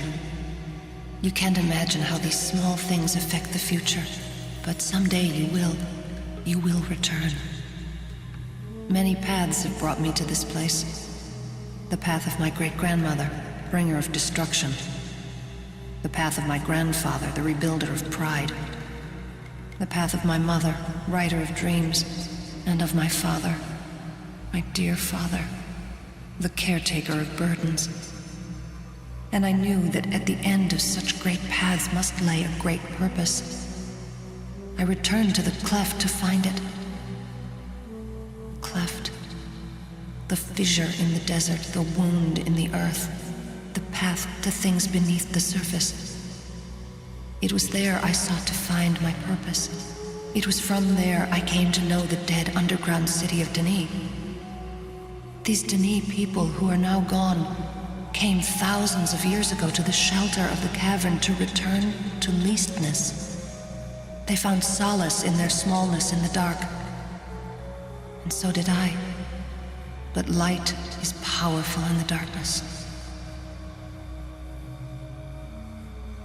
Did you see the hidden caves and the cages? It is where the proud would keep the least. The least were only animals, after all. Animals that could blink. They could be put to work or play. They could ease the burden of the proud and fill their free time with entertainment. Quietly as Denis slept, their lives were taken because the proud make the rules. This wasn't the first time such a blasphemy was part of Denis. The histories whisper of it, like Fatuk the Acher or King Asimlef. And even in this age, it may not be the last. And now to these pillars. These 4 pillars around you are the very being of the Bahro. You must take them. They will bring a great treasure to Relto, your age, the island in the clouds. Relto will be their keeper for only a brief time.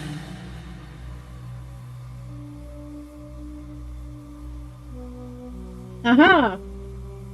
I guess I should have played this before End of Ages. That would have made a lot more sense.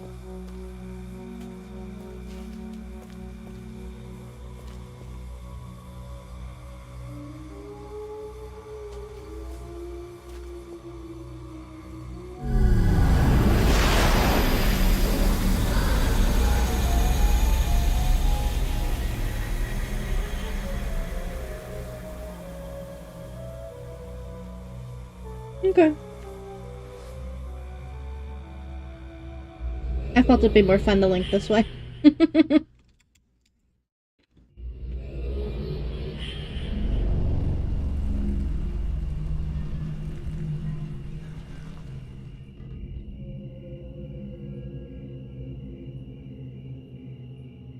Okay.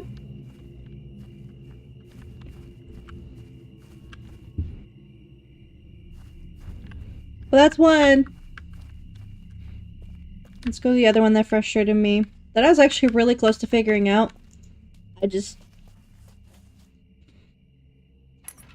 messed it up a little bit. Was it this one? Yeah, it was this one.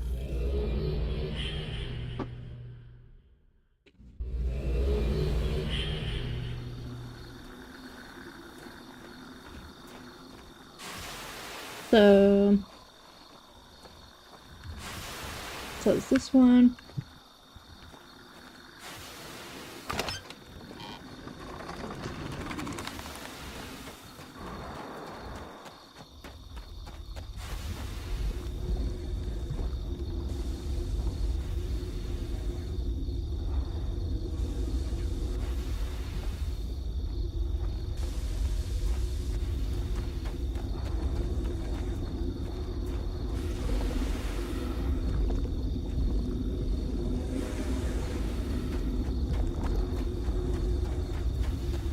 Do do do do do do do do do do.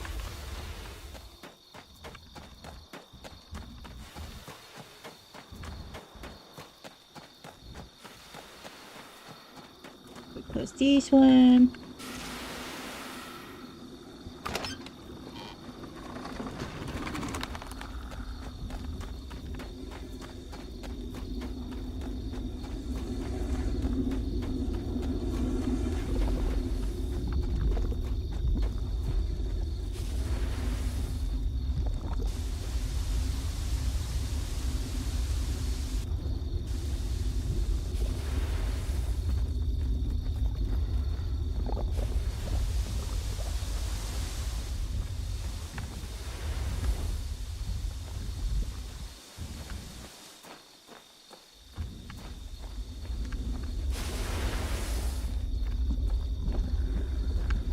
And I'll come back for you later.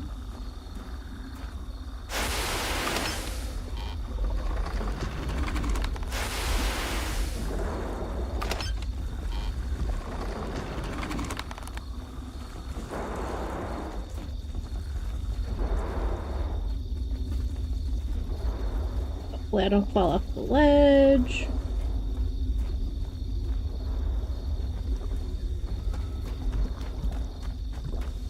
But if I read something right...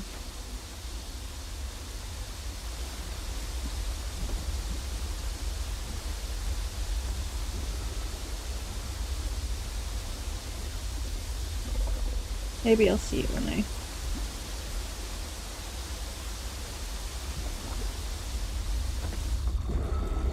I didn't really look around the last time I was here. See, I'm not seeing anything down here.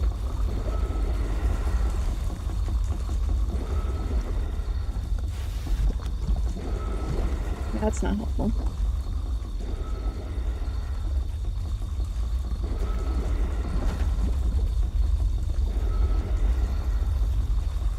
Feels like a dumb place to put a journey cloth. Okay. Link back to Ralto.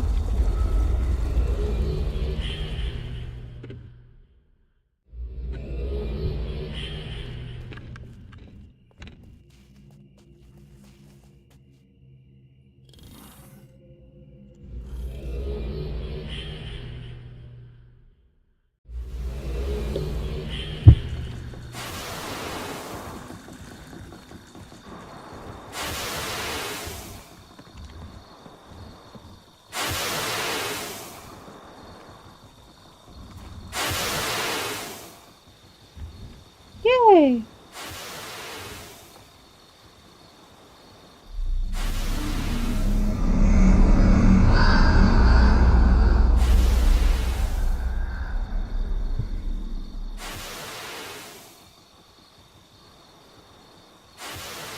Okay.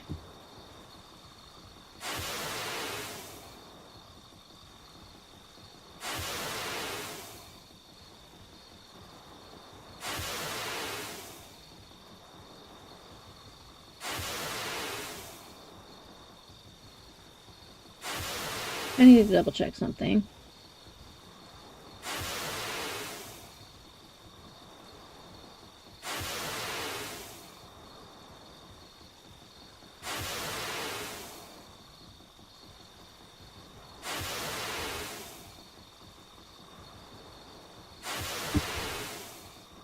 Of course, the one linking... Well, not the one linking stone. Okay. We're gonna have to go back to the Mushroom Age here eventually.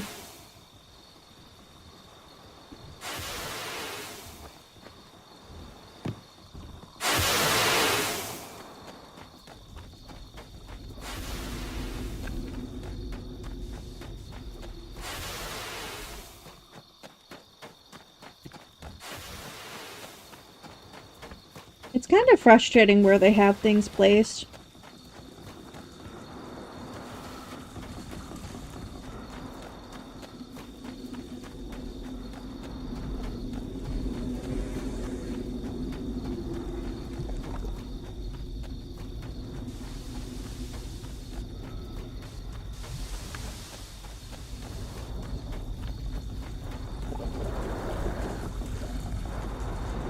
I wonder if it'll still boost me even though it's not fully powered.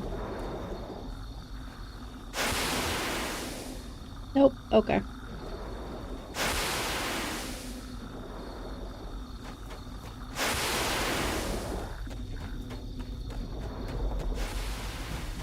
Okie dokie. Back up we go to block this one.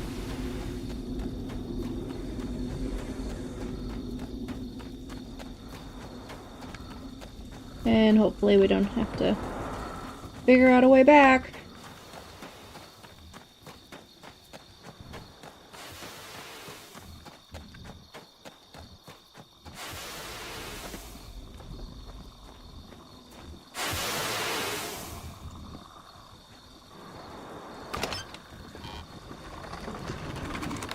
And back and forth and back and forth and back and forth and back and forth. Yes, let's run straight into the lava. That'll make for an interesting stream.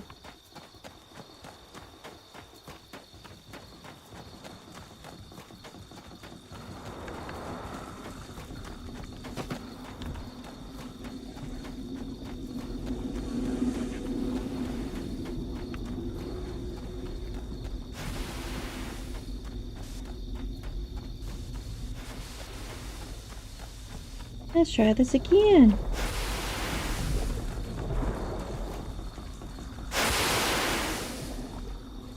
I love how it's like, we'll just make sure you're in the right spot. Okay. Not ominous in the least.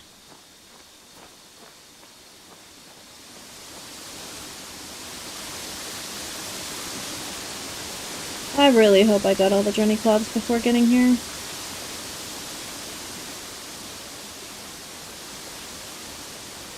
Oh, there's a linking book. Cool.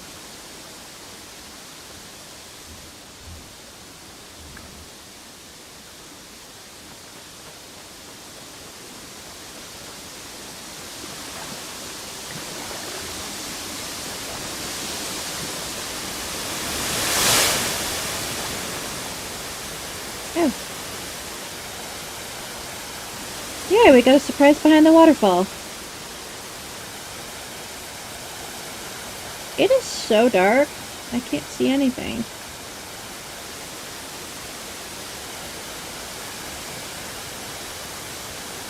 Fishy.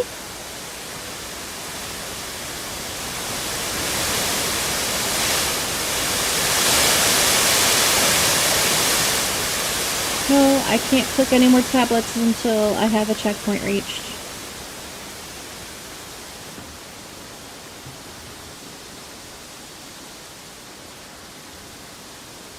Well, I guess I have it set up to go over here. Okay.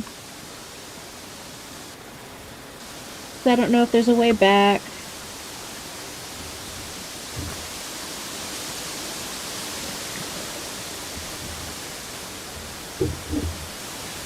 So apparently, if I just ignore all the tablets, I'm gonna ignore key details.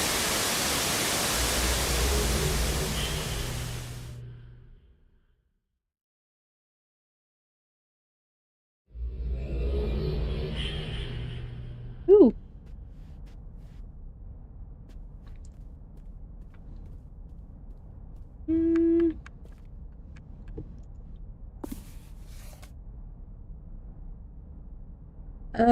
Rinaref was born in 207 BE before Earth. Ooh. On a Gardernay. He was accepted into the Guild of Writers at the age of 5, a standard age, and as the years passed, quickly became one of the finest writers that the Rhône had ever seen. Certain records go as far as stating that Rinaref was unsurpassed in skill by any other writer of the day. By the time he was 90, Rinaref had achieved the rank of Guildmaster and was well on his way to become the Grand Master. However, due to personal convictions, he never achieved that rank. Rinaref had long been a challenger of the views of the Guild of Writers as well as the king himself. Rinaref is apparently very concerned with the society's views pertaining to the purpose of writing and the challenge of acting responsibly with the great gift given to us by Yavo. Around 73 BE, Rinaref was asked by the Grand Master to write a descriptive book to a questionable age, at least in the eyes of Rinaref. He perceived the age being used to house an uncivilized race that could be used for the purposes of the Rhône.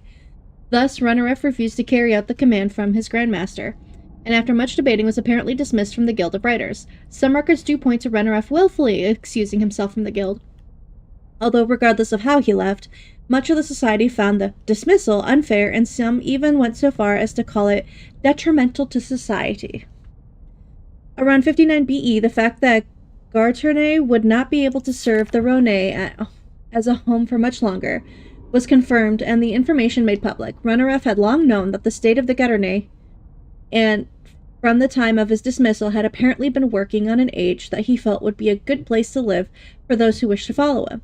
According to various journals, Rinaref managed to attract a few thousand Rhône and convince them to follow him in the ways that he felt important, and to the age that he had written. The king allowed Rinaref to split away from the Rhône, along with a few other smaller groups, while the majority of Rhône left Gardernay to a new home world called Tirani. That sounds familiar. Rinaref took his group to Earth, where he established the Denis, meaning new beginning. Oh, so the Denis, it just keeps going back and back and back. Rinaref was a strong leader, immediately establishing himself as king and reigning for 120 years. Man, they live a long time. Until his death. Obviously, those who followed Rinaref to Denis already respected him enough to separate themselves from their family and friends, and thus records point to very few debates or disagreements within the society under the reign of Rinaref. It makes me wonder, like, they were established on a very morally centric standard. Yes? Yes, ma'am? You have a problem? Haps du ein Problem? Move my stuff, because you know she's just gonna jump up here when she wants. As had always been the case with the Rhône, a group of the surveyors was sent to Denis before the group officially moved there, to establish the Great Zero and the line emanating from it. A monument was built on the Great Zero in the year 0 DE. Unlike previous occasions, Renaref established the line of the Great Zero as set apart for holy buildings without authorization by the reigning king. Construction was forbidden.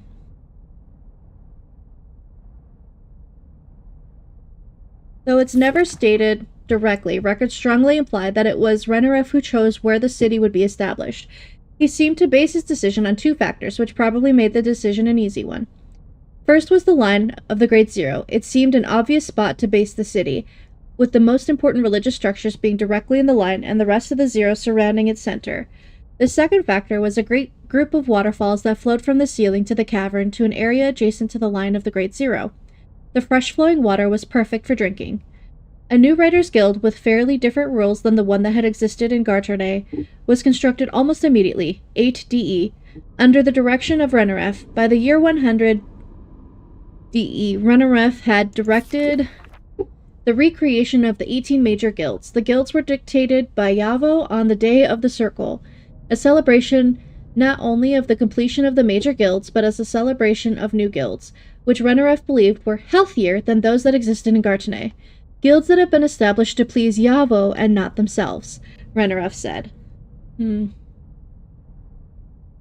records point to the guilds in Garternay became extremely competitive with one another and focusing more upon having the best facility than carrying out their duty to Yavo and the people. In an effort to curb that kind of competition, Renaref implemented a list of restrictions upon guild construction. The restrictions included guidelines pertaining to placement facing the Great Zero, size, shape, and minor visual guidelines. Though one of Renaref's top priorities was construction of a temple, there were disagreements as to the specifics, causing numerous delays in the finalization of the construction plans.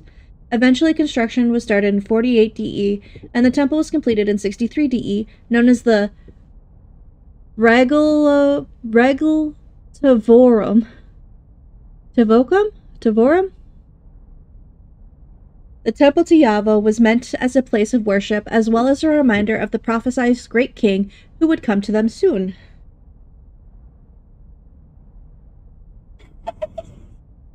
Runerat sounds like a Pokemon name. Renaref also made it a priority to install the massive fans that would supply the cavern with fresh air. Natural openings existed, but it was quickly discovered that they did not supply ample circulation for the cavern. As a result, massive shafts and fans were built and installed over the 30-year period between 84 and 114 DE. It should be noted that numerous records point to a small group of Dani disappearing upon completion of the fans. It is most often assumed that they remained on the surface of Earth to live. Throughout his reign, records point to multiple occasions on which Renaref refused to build a palace for himself. Instead, he lived in a fairly basic home, similar in fashion to most of his fellow citizens, and made it especially clear that until Yavo had a new home, he could not allow himself one. Although even after the temple was completed, Renaref refused to build a palace, always focusing more on the religious and government sites.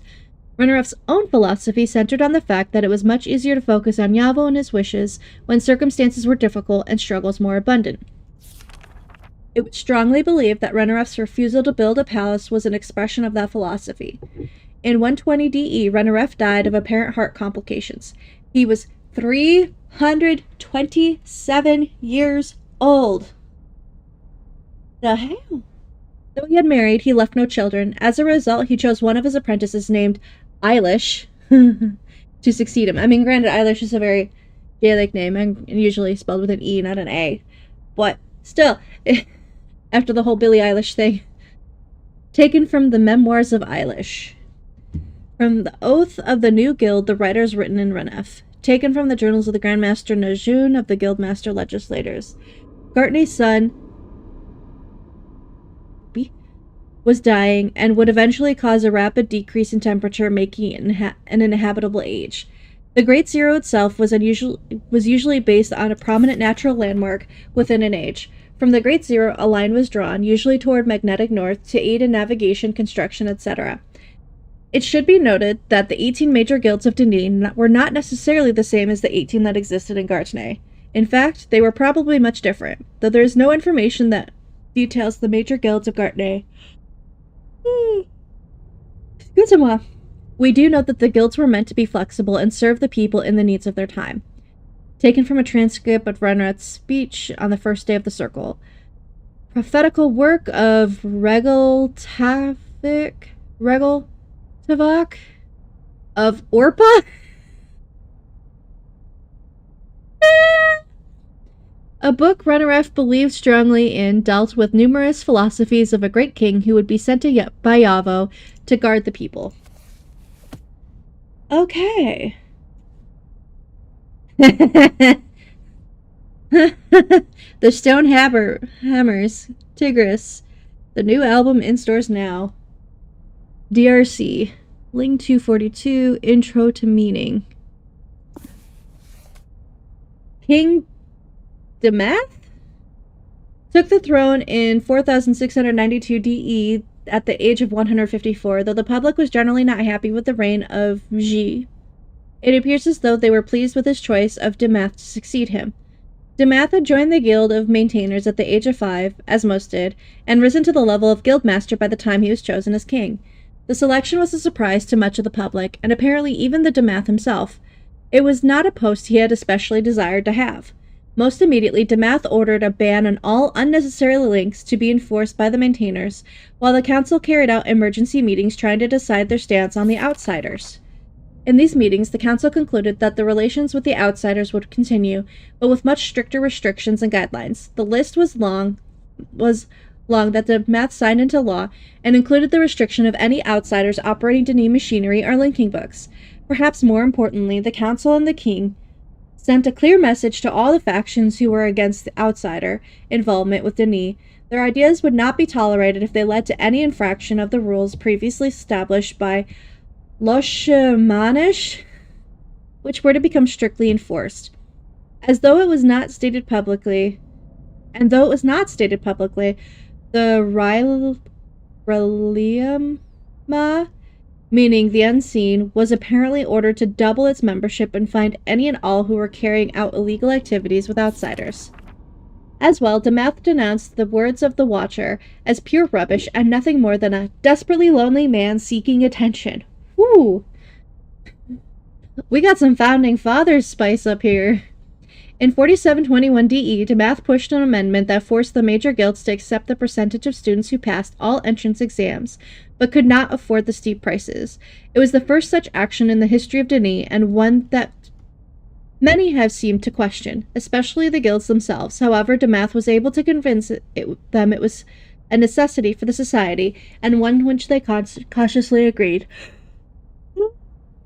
In 4724 DE, records point to over 10 separate groups being convicted of the Loshamanesh laws, as they had come to be called. Most agreed that the Raliama played a large role in the convictions, though there are no official records of their involvement. Regardless, each of the convicted was sentenced to solitary confinement in prison ages. The convictions must have carried a powerful impact on the society, as the public still knew very little about Raliama, if anything at all, and thus had no idea how so many convictions were occurring. As one writer said, there were stories of dark shadows and mysterious creatures for those carrying out such activities. It was said that the eyes of Demath saw everything, while his arms took anyone he wanted. The crime rate, especially pertaining to the Loshmanash laws, steadily lowered until 4752, when there were only 3 recorded convictions. In 4784 DE, an assassination attempt was carried out against Demath, resulting in the death of 2 members of the Raliama, who saved Demath's life in the process. The perpetrators were found, and 2 years later, Demath ordered their execution. It was the first execution of its kind, and met with little resistance from the public or council. The 2 men were apparently linked in a death age, permanently ending their lives. Though most agreed with the execution, those who were against outsider involvement to begin with now felt even stronger in their case. Now they argued Denis is killing itself for the sake of the outsiders. Whew.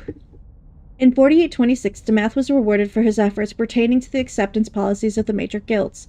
The first of the Guild of Stonemasons, non-paying members headed the effort to devise early fusion compounding technology, a building block for the eventual development of Nara.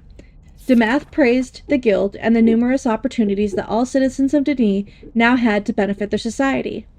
In 4843, at the age of 305, Demath passed away, leaving the throne to his firstborn son. Some argued that Ji didn't make the choice of Demath, but that the Grand Master, Myst of the Guild of Maintainers made it.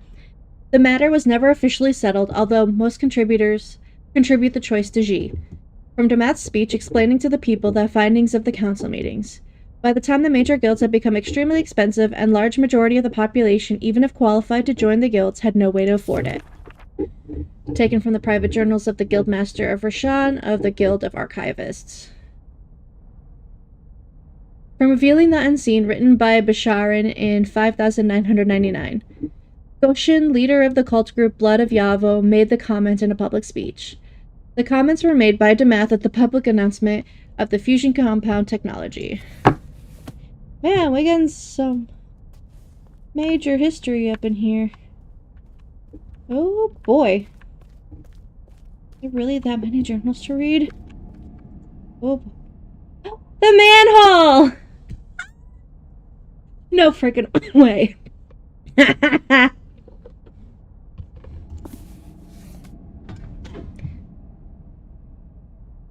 Marriage. More than modern cultures, with Dani culture, all citizens were expected to marry. In fact, it was even believed that marriage was an important part of a relationship with Yavo, as it taught and revealed the necessary requirements for such a relationship. Both marriage relationships and the relationship with Yavo were described by the same Dani word, Tegan. Literally translated from the word means to love with the mind, and implied deep understanding, respect, and most importantly, unselfish love for one another. Obviously, the religious influence on most of Dani culture was very strong, and as a result, marriage was not something taken lightly. It was considered a lifetime commitment, and for a Dani, who could live to be 300 years old, it obviously was not a decision that Dani felt to be rushed into, and it seemed as though it rarely was. Some records point to rare arranged marriages, although for the most part it seemed that the decision was up to the individuals. Marriage was not permitted before the age of 25, and marriage between blood relatives was strictly forbidden. I mean, that's smart. Though allowed, marriage between the classes was looked down upon. Marriage to other worlders was particularly unheard of. I found certain writings from the 9000s going on so far as to call the mixing of Dani blood with outside cultures a travesty, while others wrote such a child who marries an outsider was better off dead. So in some instances, cool, and some you're just like, what the hell? The marriage ceremony itself was not a single-day event, but one that took over 5 days. Attendance to those sections of the ceremony to which one was invited was extremely important, and it was considered a disgrace to be invited and not attend. The event usually began with a small ceremony held on the evening before the first day of the marriage ceremony. The ceremony took place at the home of the groom, or his parents, and was meant to confirm both bride and groom's decision to be united to one another in front of their immediate family. I wonder how Atrus and Catherine did it, considering... I mean... yeah. Because they didn't get married till after they imprisoned Gen in Riven. And her parents were on Riven. And of course, his mom died when he was born. And Gen's imprisoned on the age. So maybe with Tiana... The groom presented his bride-to-be with a gift representing the confirmation of his choice. The acceptance of the gift by the bride-to-be was acknowledged of her decision. The Kashba. Immediately after acceptance of the gift, the bride-to-be was escorted away with her family, and not to be seen by her groom until the joining ceremony that would take place on the 5th day. The first day was meant for the bride and groom to spend time with their families, as they were starting their own family. Their old family would no longer be the highest priority. Thus, the day was set aside to spend time with the original family. Traditionally, the day ended with a large meal, as well as speeches and blessings from parents to child. The second day was set aside for the bride and groom to spend with families, both married and unmarried. Traditionally, one of the friends would host a large dinner at the end of the day. The third day was reserved for spending time with the soon-to-be in-laws. It was the one day that the bride and groom received blessings from their families, from their in-laws, as well as other members of the family. Again, it was a traditional larger meal at the end of the day, marked by speeches from the eventual in-laws and other soon-to-be family members. The fourth day was meant for the couple to spend time alone with Yavo individually. Though many apparently viewed this as a day as a formality, others viewed it as the most significant of all days. The day was often filled with prayer, asking for Yavo's blessing upon the event, as well as time to understand Yavo's desire for their new lives together. It was also considered a time to purify themselves before Yavo. Some chose to spend time with priests or prophets, while others read holy books and talked to Yavo himself. The 5th day was the day of joining. The early portion of the day was set aside for physical preparation, while the later part of the day was set aside for the joining ceremony itself. For those who did not have access to private ages, the ceremony usually took place on marriage ages. For the upper class, the ceremony took place in a family age. All family was expected to attend, and as were fellow guild members. All of those in attendance were divided into 2 sides. One side represented the groom, while the other represented the bride. Between the 2 sides in the center were a long aisle and triangular podium. The bride and groom would each approach their side of the podium by walking through their respective family and friends. It was, after all, those family and friends who made the bride and groom what they were, and Dunny believed it was those family and friends who should present their bride and groom to their spouse. The priestess usually stood on the 3rd side of the podium. You know, I kind of like this. It's kind of sweet. As with most important events, and especially the marriage, the bride and groom wore bracelets they had been given at birth as well as maturity. After the bride and groom arrived to the platform, the father of the bride would remove the bride's bracelet and give them to the groom. The Denis believed that giving of bracelets represented the giving of the bride's purity and adulthood to the groom. A short speech often followed the event. The father of the groom would follow the father of the bride with the identical procedure, giving his son to the bride. The giving of the children was followed by an expression of both parents of their blessing upon being joined, as well as all of those present. Symbolically, the bride and the groom then switched sides to represent of an acceptance of all the bride's family and friends of the groom and vice versa. Both the bride and the groom then handed all 4 bracelets to the priestess. While the priestess led the couple through their commitments to one another and Yavo, the bride and the groom placed their hand upon the podium. During the commitments, the couple made promises to one another, followed by a promise to Yavo. All were recited aloud to the priestess. The priestess usually reminded the couple that marriage was a reminder of Tegan, to know with the mind, and that their love should always be representation of their love for Yavo. Following the commitments, the priest would place a new and larger bracelet upon the bride and groom. The groom's is placed upon the left wrist and the bride the right wrist. The new bracelets were meant to represent the purity and maturity bracelets their spouse had already worn. The Denis emphasized that the spouse was now your responsibility to keep pure and knowledgeable of good and evil. The bracelets were meant to be a constant reminder of that responsibility, as well as commitment to maintain the best for their spouse. After the new bracelets were placed upon the wrists, the hands of the bride and groom were wrapped together with a tight cord covering the wrist and hands completely. Upon completion, the priestess placed a ring upon the pinky of each free hand. The rings were symbolic reminders of the entire ceremony and placed upon the 5th finger to represent the joining that took place on the 5th day. The priestess would then usually remove herself from the podium so that the couple could take her place. Together, the couple would walk down the aisle between the 2 parties and toward the far end of the aisle where the glass wine waited for them. Before drinking, the couple knelt and prayed together to Yavo. After the prayer, they drank from the cup, and the 2 sides of the hall merged into one group, often with great celebration. They were now considered joined, and the celebration could begin. Families would usually fed all in attendance, and there was typically dancing and music. The couple was expected to take their hands united through the night as a reminder that they were now joined in the eyes of man and Yavo. The binding of the hands was apparently meant to be somewhat troublesome, symbolizing that there would be difficult times in the relationship, but that those times did not affect the fact that they were now joined.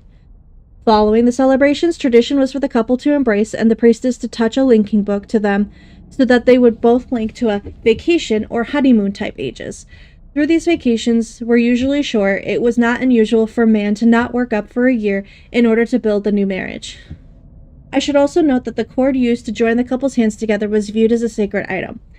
It seems as though various couples used the cords in a variety of different ways, some using them for necklaces and others hanging them in their house. Whew. They just dropped a bunch of...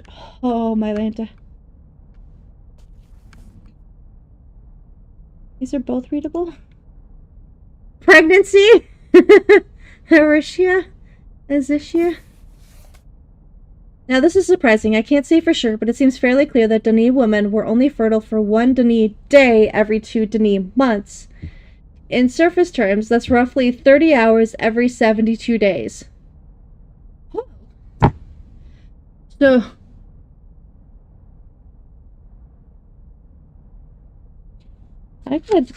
my brain must do math. I am compelled. So one day is 30 hours.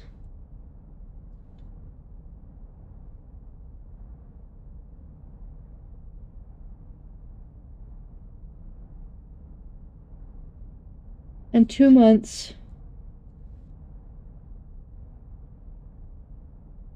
is 72 days.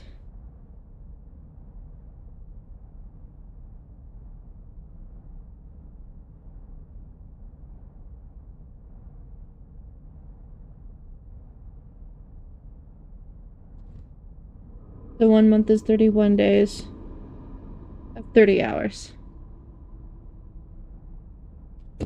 That is interesting.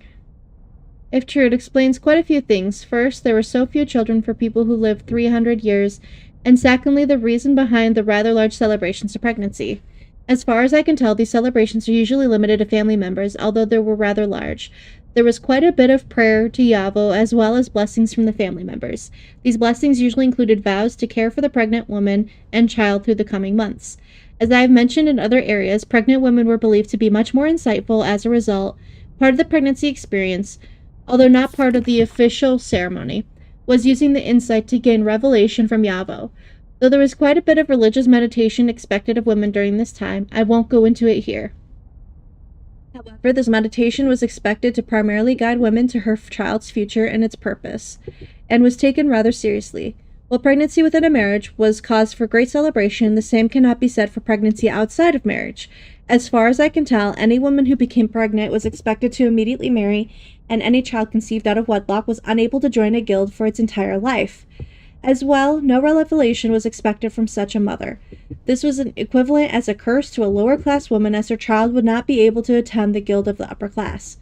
As far as I can see, gestation was a full year, 10 Denis months, 290 Denis days, equivalent to 1 Earth year. Whew.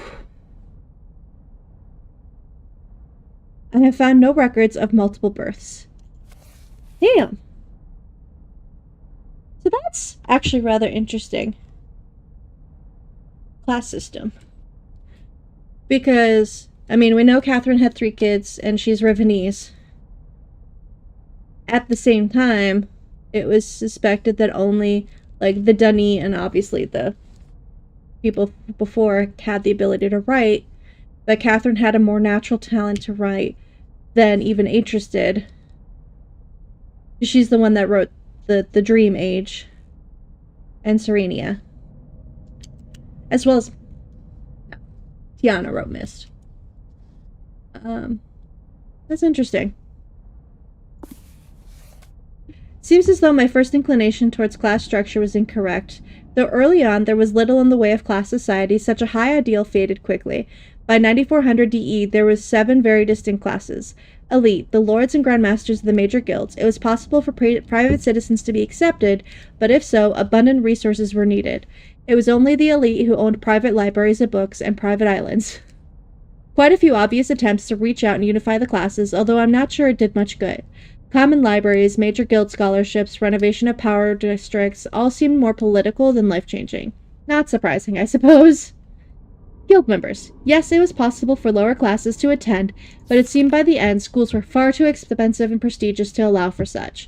As a result, the graduates became a class among themselves, and a very high one at that.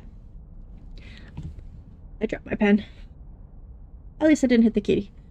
The upper class, the lowest of the 3 higher classes, such citizens have succeeded in private enterprise and most likely provide the elite with their banks, pubs, etc.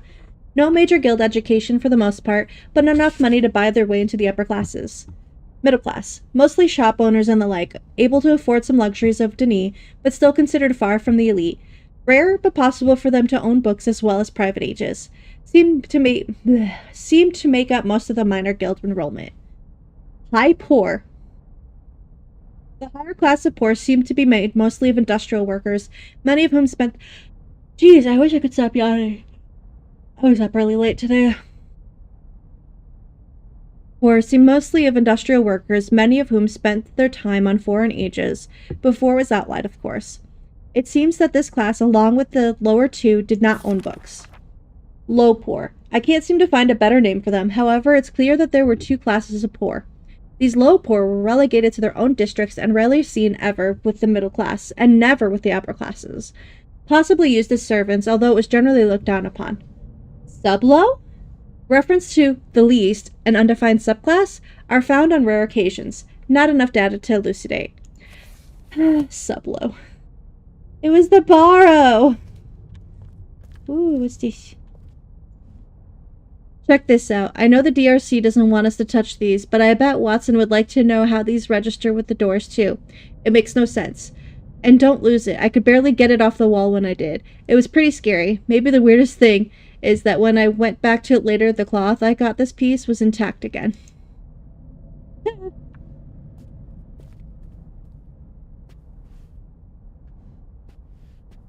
I guess I should have been dealing with these tablets the entire time. We'll come back to this. It's a lot of reading. Kareth. Okay. I'm getting tongue-tied, and oh my god, there's a lot of reading here! I've made, like, no progress in this game. Oh my gosh.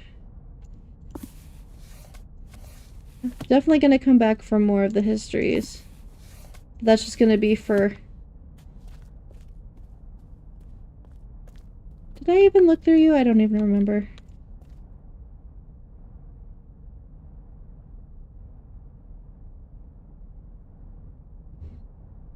Ooh.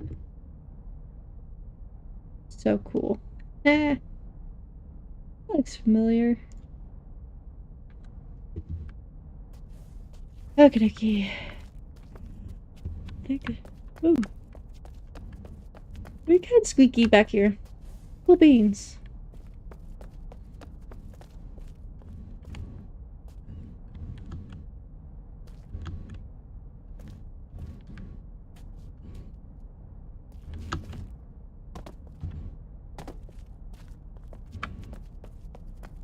Love the random rug placements. Aww. You're no fun.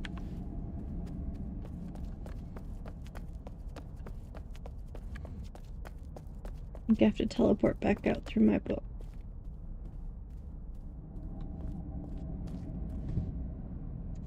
Okay. Definitely some interesting information, though.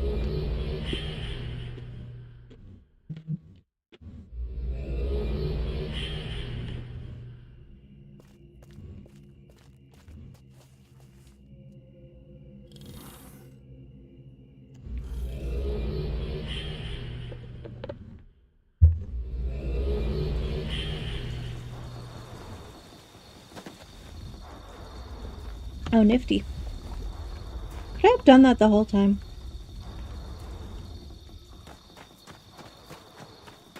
Yeah, we gotta make this trek one last time. 'Cause I didn't know if there'd be a way back with that linking book. But I also find it interesting, because you can see the green back there. And generally you can't link to the same age.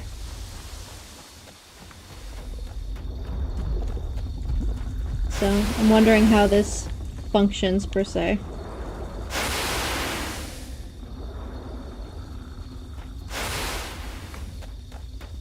At least I know where it's at.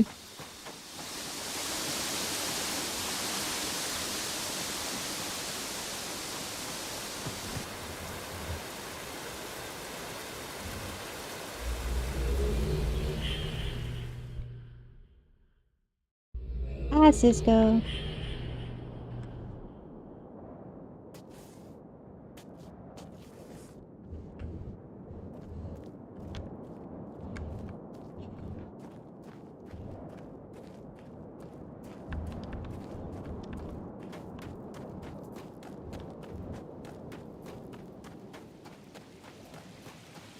This feels familiar. Oh yeah, I think I was... This feels really familiar.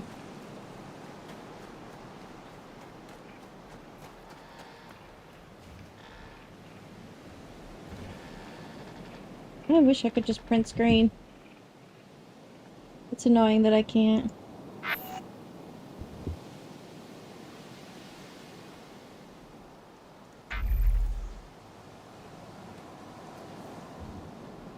Hey! There's the journey door. So that makes it easy.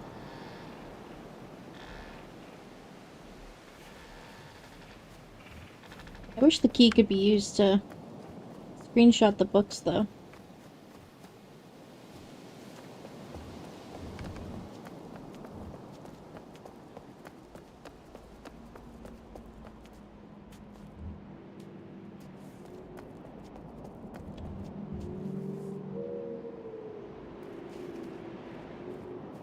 Interesting. There's a light underneath this tree.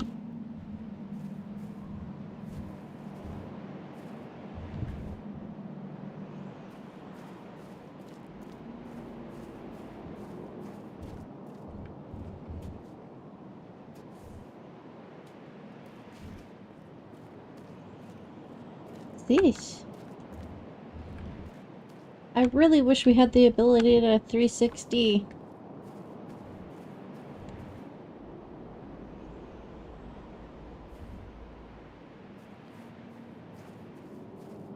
Little bamboo forest.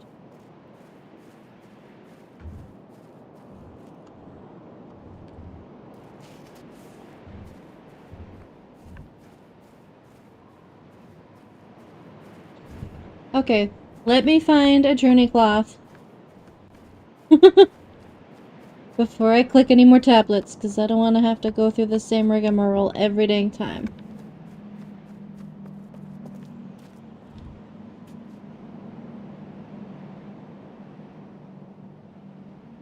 Interesting.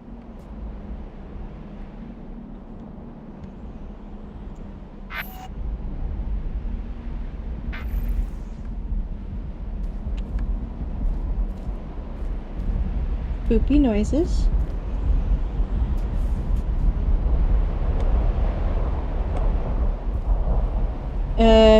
It got dark all of a sudden. Ah.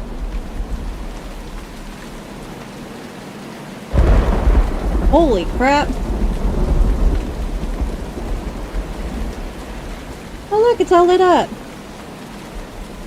It's pretty.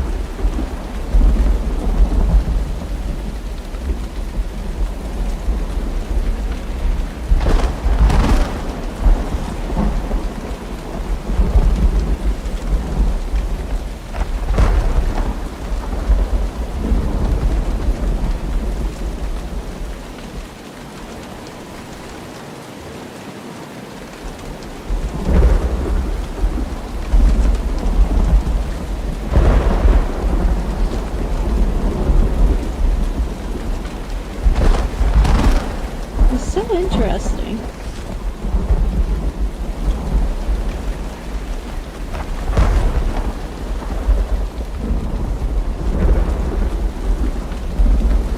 This feels like a pathway. It might not be. But, oh, I guess it is.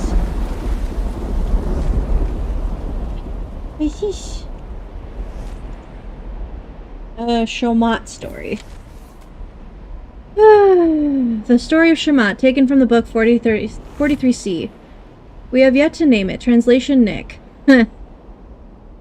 First draft. At the age of 121, Shamat had resided in this palace of the kings for 20 years. Though the palace had taken 45 years to construct, and new additions had been added every year, Shamat was still not pleased with all that surrounded him. His palace was larger than any structure in the city, and the gardens of his palace more beautiful than any other living plants that the people had ever known, but Shamat demanded more of those who had created his home and his gardens. Shamat sent messengers demanding that Lamash, the head, this word seems to define some kind of leader, of the servants, although they never defined them as servants, have to ask Dr. Watson, of his palace, to come to his gardens immediately, and Lamesh obeyed. Yes, my king, what is it that you require of me? You see these bulbs of orange and leaves of brown that surround me? Not my pen. I keep losing all my dang pens. Let's use this. Actually, I got a fancy pen right here that I've never used. Hey! Okay, so do you see these bulbs of orange, leaves of brown? It's probably nothing, but it just seems like something. Of course, my king, they are unlike anything that dwelled in this cavern. Do you see the intricate stone that surrounds me? Asked Shamat. Of course, again, there is none like these. Intricate stone. Of course, and Shamat suddenly became angry, cursing at his servant for not really servants, but I'll have to do, and screaming at those in his presence. Who do you think that I am? Do you think I have never used the books to see the beauty that lies outside this cavern? I have written these books myself, even while you have seen me trained by the Grand Master, and yet you act as though I should be pleased at the beauty that now surrounds me. Beauty that comes only from this cavern of no light, no warmth, and no color? Do you think stone and darkness are all that I require? Who do you think that I am? My king, what is it that you ask of me? Bring to me Grandmaster Kenry. Together you will work in a written sense, with him, and create for me a real beauty, roaring water, colors beyond imagination, living creations, not stone. These are the gardens that I demand. Now go and bring them to me. And so Lamesh went to Kenry, Grand Master of the Guild of Writers, and together they created an age with beauty that was beyond which any man had seen before. And together they brought their king the age, 8 months, these are Denis months, after his request had been made. Shamat was pleased with all that he saw, broad leaves of green and yellow, flowers of every color, and roaring waters of blue and turquoise, like most of the colorful stones of Denis. And he promoted Lamesh. As he was already head, I'm not sure about his promotion, but the word is fairly clear. And made Kenry his most prized grandmaster in all of Denis. Shamat spent every day on his new age, and he asked for more of them, and he asked his architects to provide structures of these ages. And while this happened, Shamat's brother continued to grow more jealous, and their anger turned to rage. They had not been invited to live in the palace of their brother, and now, though multitudes of common citizens were invited to the gardens of Shamat, never once were they allowed to visit, and their hearts burned toward the king and brother. Didn't they just say that having more than one child didn't really happen? Unless they're like twins. Do twins happen in the Denis?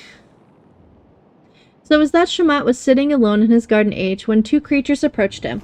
Though they resembled men, they walked on their arms and legs and moved quickly. Shamat was frightened upon seeing the creatures and immediately called for his guards.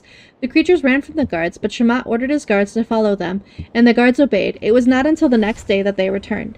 They claimed they had seen a city with hundreds of these creatures living in it, conversing with one another and organizing armies. These armies lived inside the garden age of Shamat, and Shamat was very afraid. Shamat ordered the men who had seen the village to be put in prison, not sure in book or physical prison, for what he saw, and he called his most trusted advisor, Lamesh, to his residence in the city. Upon hearing of the creatures and their organization, Lamesh too is frightened. We have no choice but to burn the book, Lamesh had recommended. You know this age is not ours, if it was already inhabited. You know the rules of our writing, and of our books, and of our people. But Shamat's heart was not moved by the words of Lamesh, and he grew angry and enraged. The world is created by me, for me. If there are others who exist, they will have to be killed. It is Denis now. So Shamat ordered for his brothers to be brought into his palace, and he informed them of his dilemma. Shamat asked his brothers if they would kill those who lived in his garden ages, and he bribed them with talk of power and authority. And so they agreed, even though they hated their brother. And the brothers of Shamat traveled to the age and went to the creatures to destroy them. But in talking with the creatures, they became convinced that the creatures should not be killed, but instead they should be used to destroy their brother. And so they devised a plan to kill their brother, the king. While Shamat waited in his palace in the city, his brothers appeared to him. We have finished, they announced. The creatures are all dead. Shamat was pleased to hear such words from his brothers, and on the outside he showed the love to them. My brothers, I have done so much wrong to you. There have been many times that I have not treated you like even those who work in my palace, and I'm sorry for those actions. But today you have proven that you do not hold anger like I do. You are better than me. You have shown me favor, and so I ask you to accept what I have to offer you. Please accept this gift." And Shamat gave his brothers a linking book. Its pages were filled with descriptions of beauty and life like Shamat's own garden. And it will be kept here in this palace where you will live now.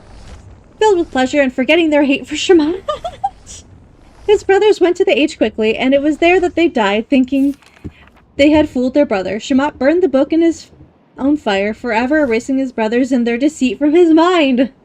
And Shamat ordered the Grand Master to change his garden age so that those who lived there would die. And Kenry obeyed the king, even though he knew it was wrong. And his life was filled with turmoil until he died. But Shamat, though he died, what was wrong continued to live and pursue all that he wanted. But Shamat, though he did what was wrong, continued to... Okay. The story continues, but it seemed a good point to stop. I'd like to go over this a few more times with some better translators. Maybe even Dr. Watson. Filled in a lot of words as best as I could for now. What? Damn!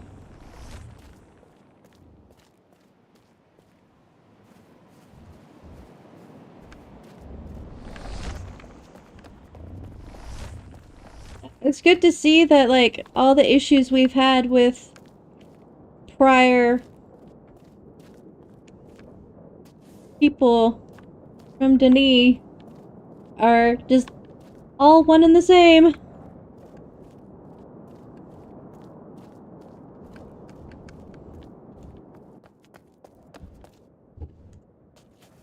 I see. Okay, so it just takes us back there. Okie dokie. So we do have a way back.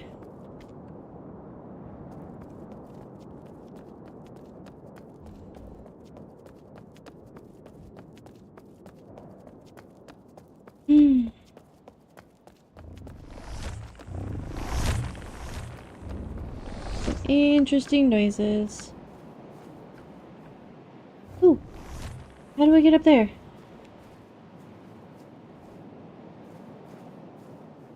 How do we get up there? I feel like I can jump up there.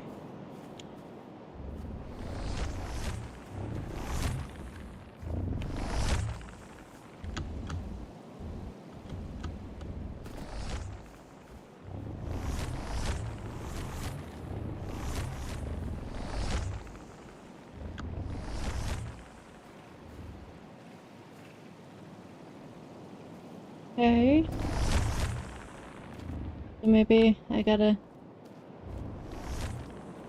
go from up there somehow? How do we get up there?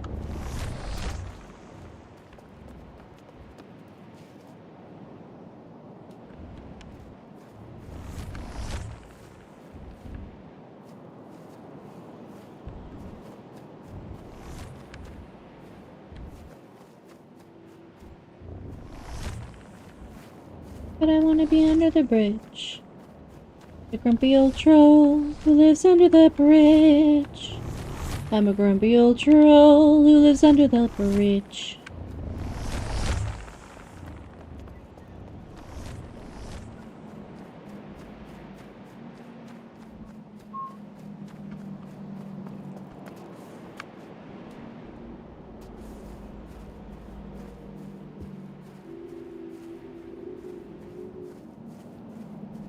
Guess it's the trees making the noises. I haven't seen a single journey class since... What are you?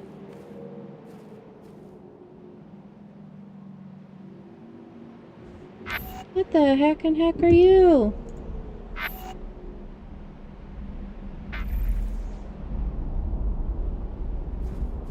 It's gonna rain again. Are you gonna be okay in the rain, my dear?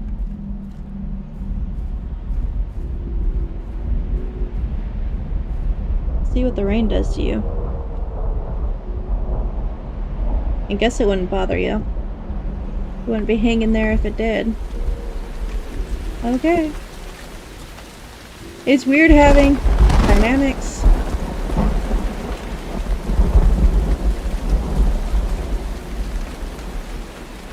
Go back this way.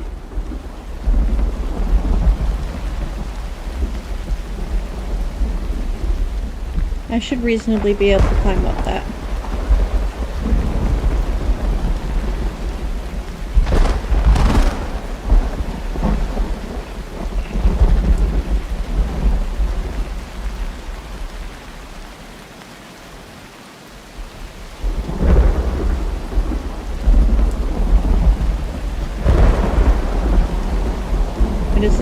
came up. It is. So down there, somewhere. You're just all over the place.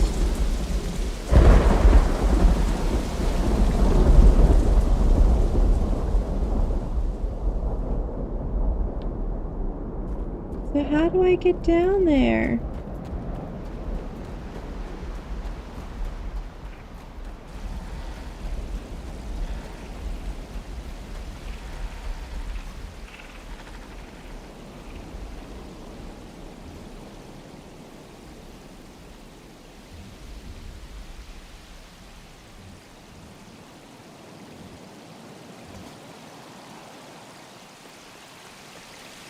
Yeah, people are people.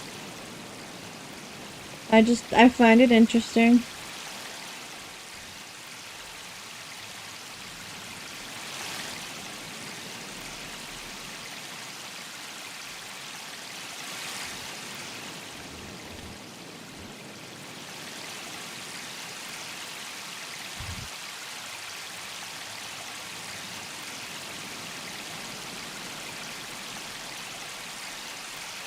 Interesting.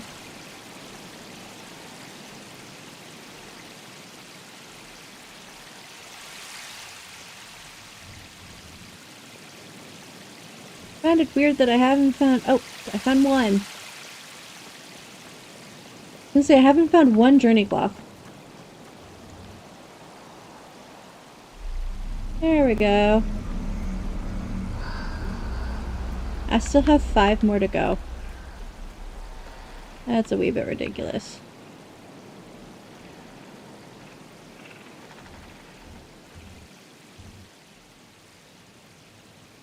Ah!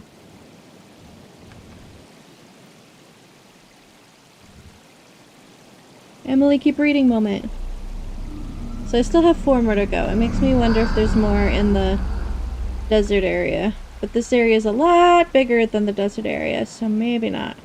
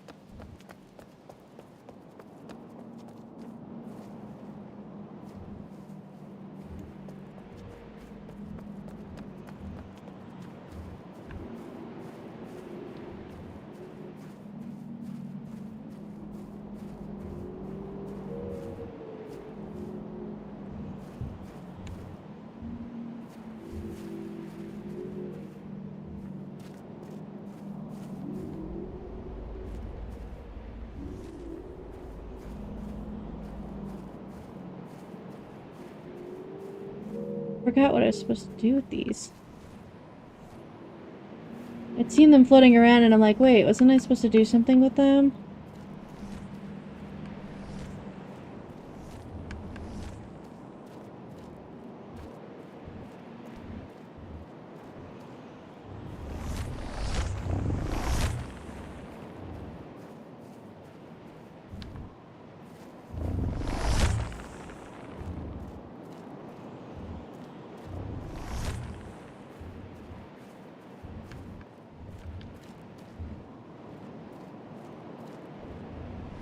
Nope. I wonder what I'm supposed to do with them.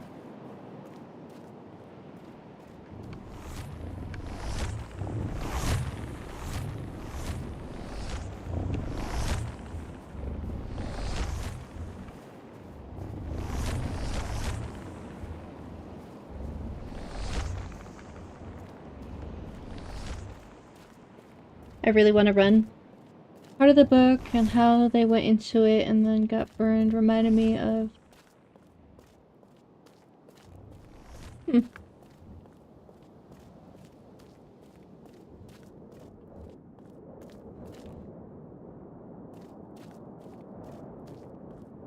You know what? These have light. I wonder if... I wonder...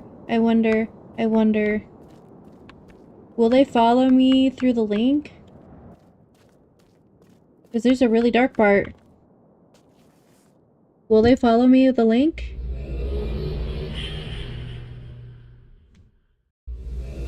Hey! Oh. Okay. At least it's right next to here. Cool beans. So don't walk over the steam.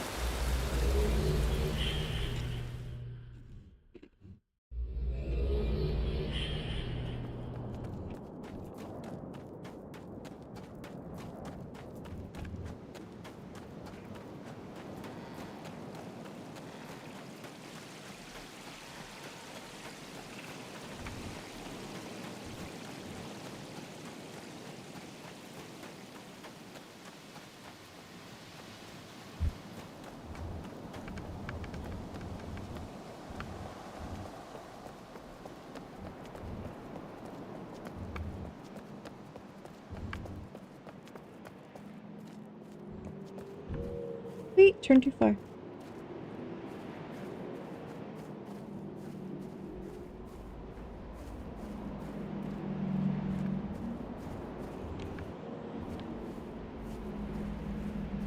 Try this again.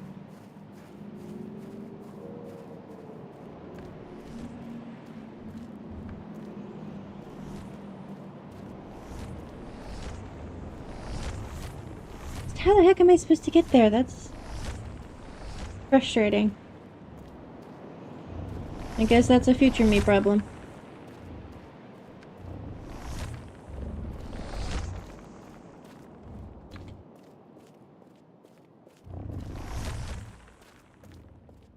But it lights up in here. Oh, I bet you I have to go to underneath the waterfall.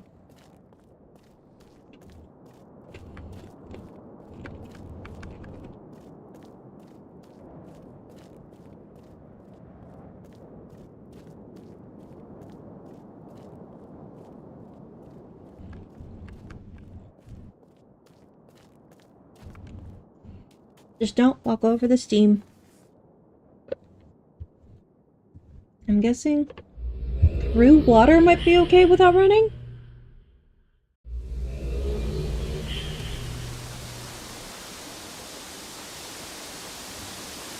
Or can I jump across this without disturbing them? Okay. Oh.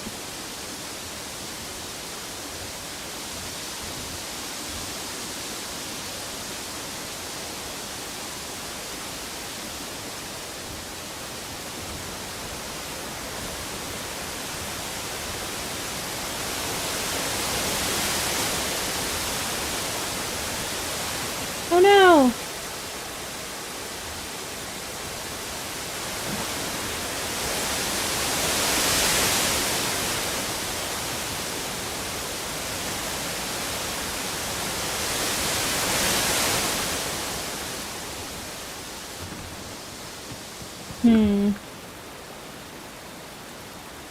Might need more hints.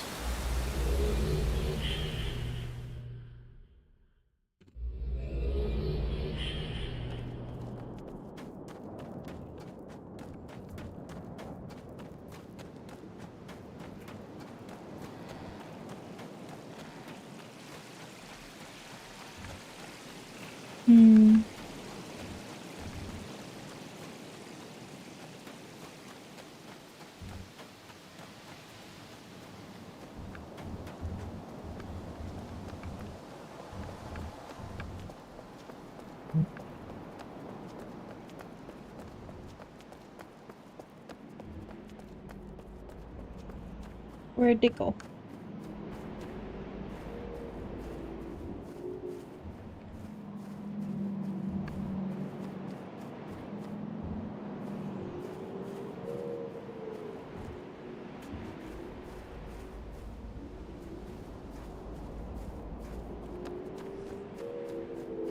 Oh, I can run?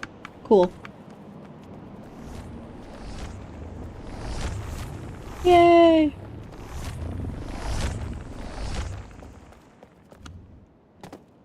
Okay, I just can't run and jump.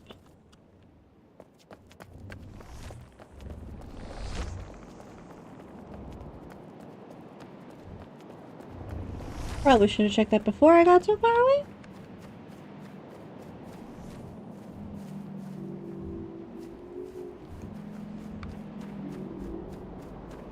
Oh, now they want... Your mechanics need to be more consistent, please.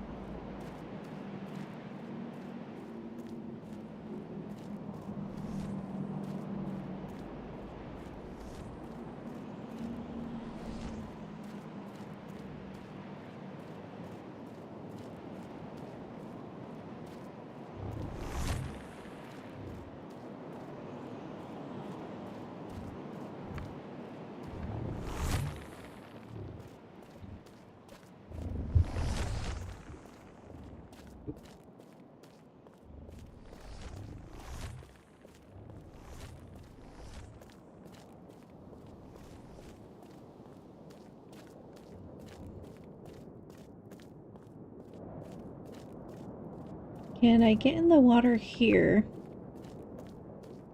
Just so I can see... No?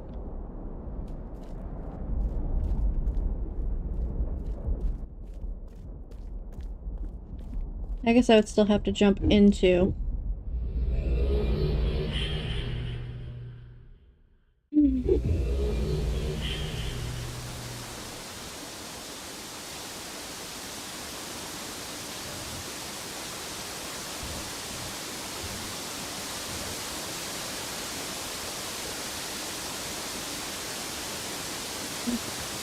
Do the jump, then hold off on moving. Then settle back down.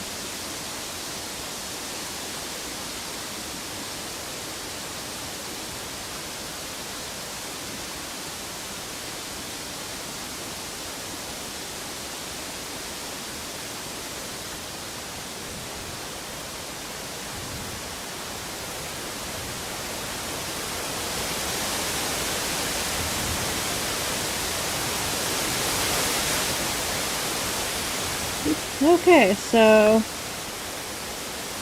Can't get them past this point.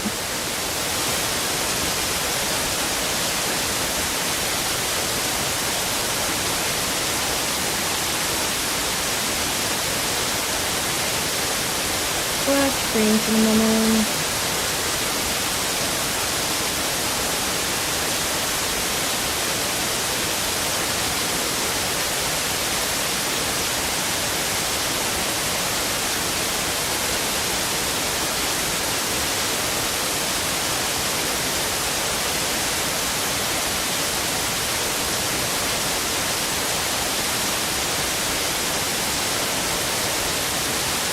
Hold up. Apparently I missed something in here.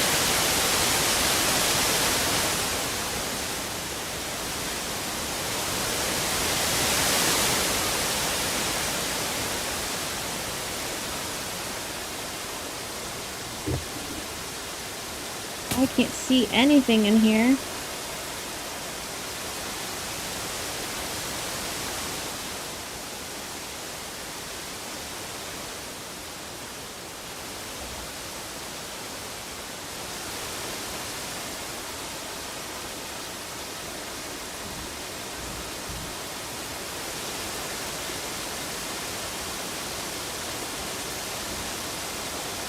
Dang, my neighbors are noisy.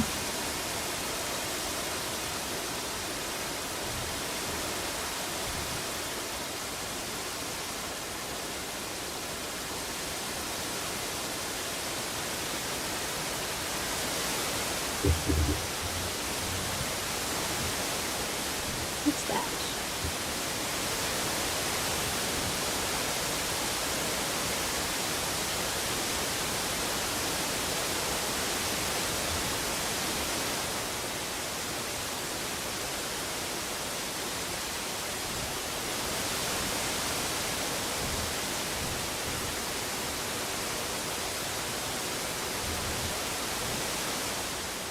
Because apparently I can light something up somewhere.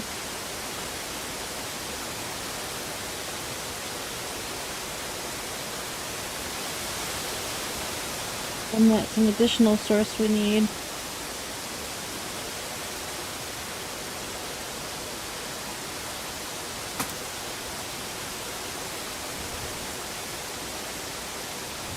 Well, that seems important.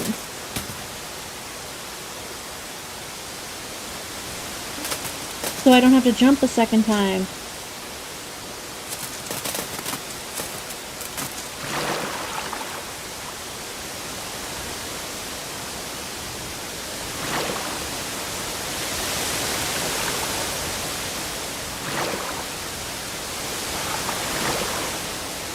Hi, pretty fishy.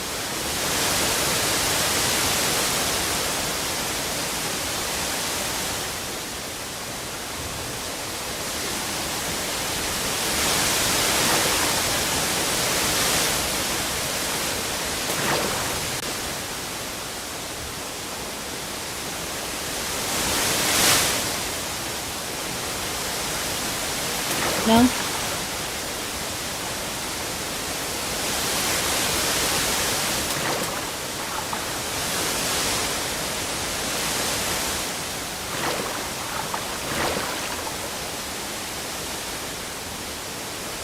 Seemed to slot in pretty good. Well...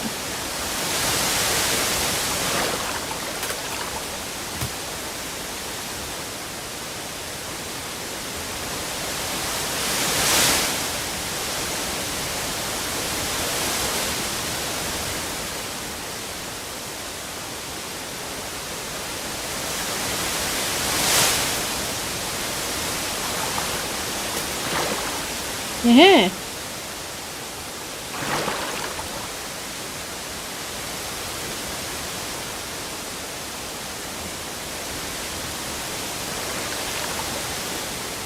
Let's try that. I can jump only once, so might as well try it.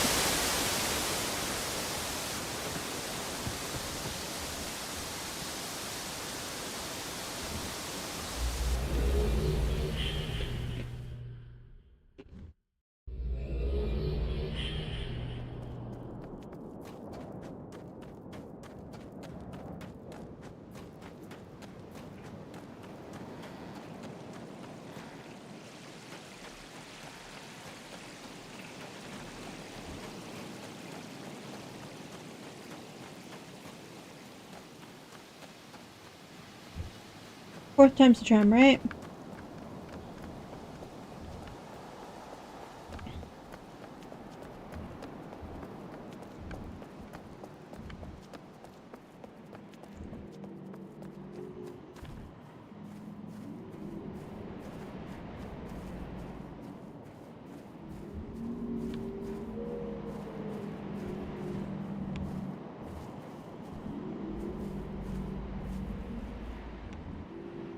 Cool. Come on, friends. We got a job to do.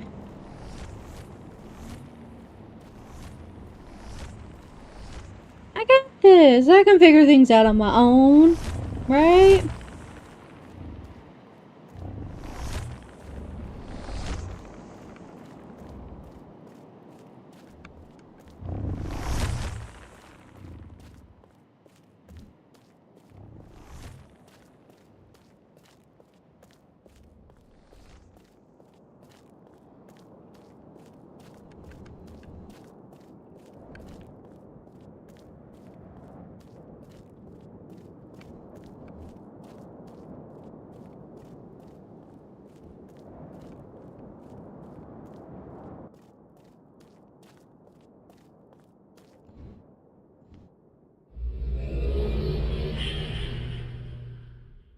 I forgot to animate the fireflies going. I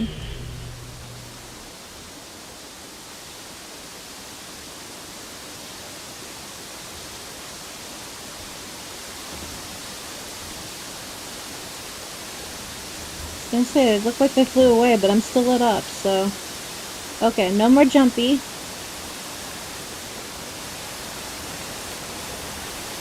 Only skirt skirt.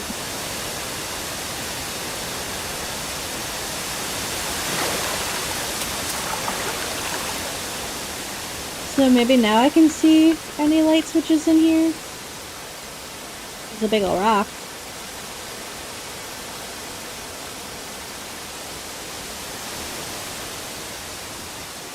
Oh, hi! Maybe that's the secret that I was supposed to find. Oh, hey!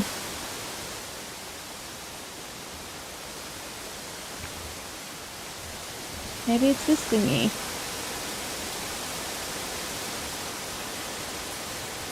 Yeah.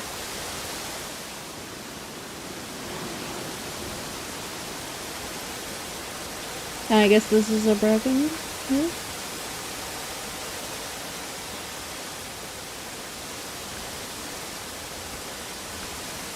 Oh my Lanza. I couldn't see crap. They were there the whole time. Go figure. And now I have a ghost cat rubbing up on my leg. It felt like she was rubbing up on my leg, so I look and she's not there. This isn't in any way, shape, or form spoopy as fuck. Is there a light switch up here? Yay! Thank you, Fireflies. You've been very helpful.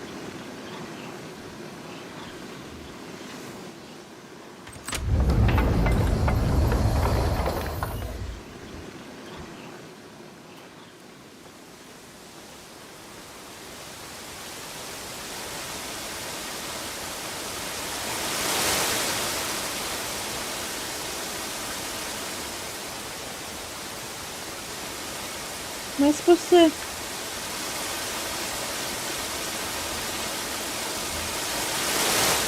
I don't want to lose the Fireflies, but I guess I have to. Sorry, Fireflies. Thank you.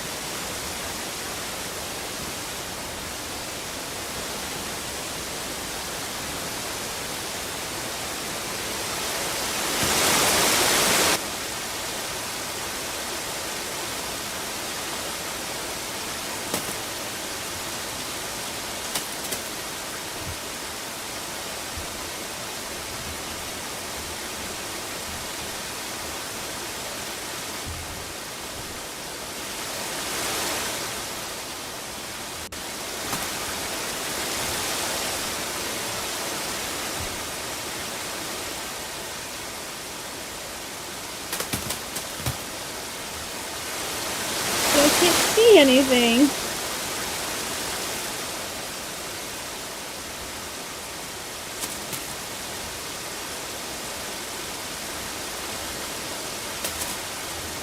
I feel like this is important for some reason.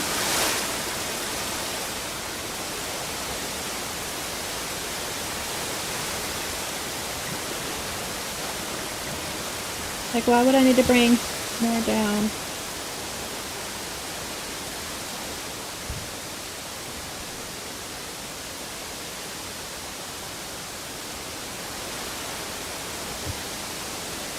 What am I supposed to be seeing?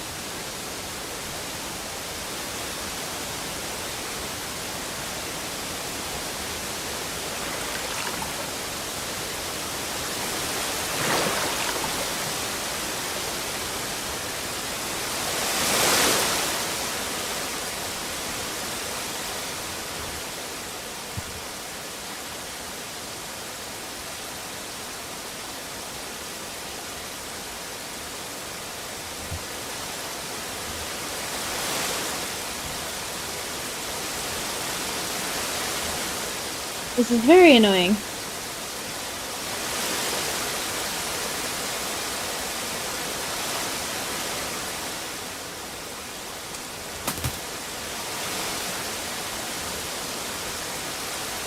That looks like a light right there. Unless that's the light.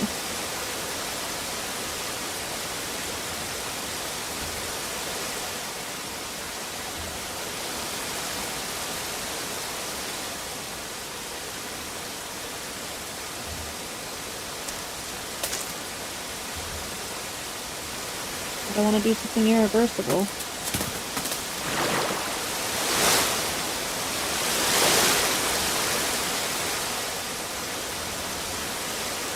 Got it right there.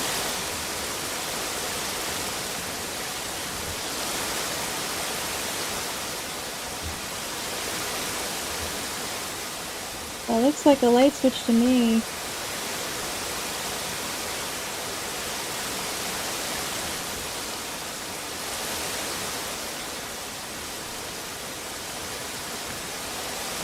This is so frustrating.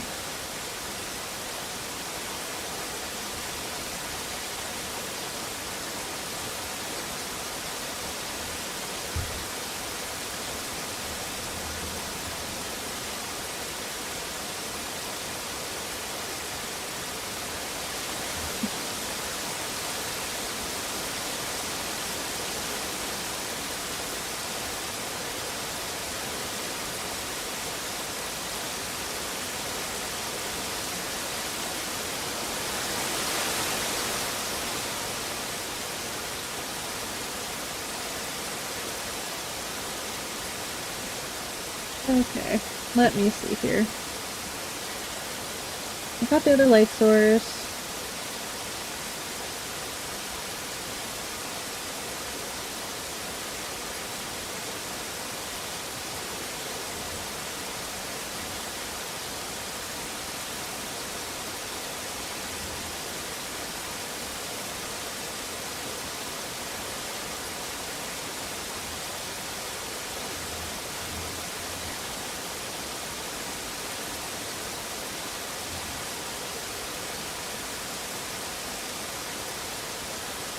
I did all this.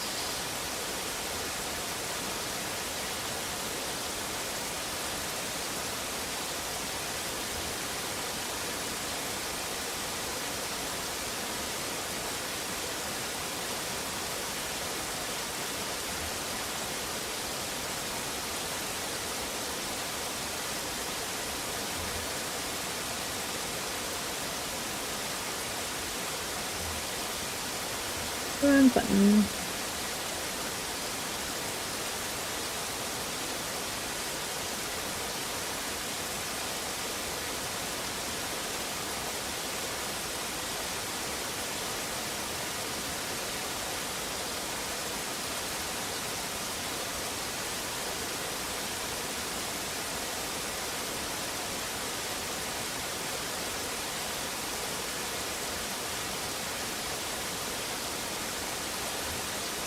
Wait, what?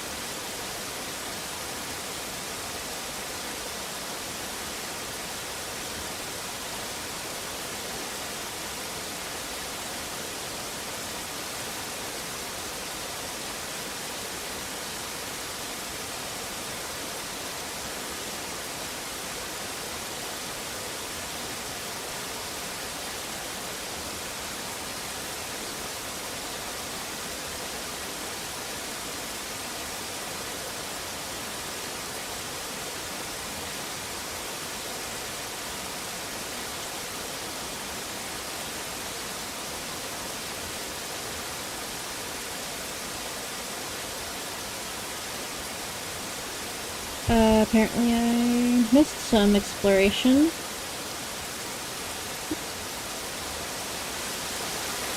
But I guess I need to do this anyway.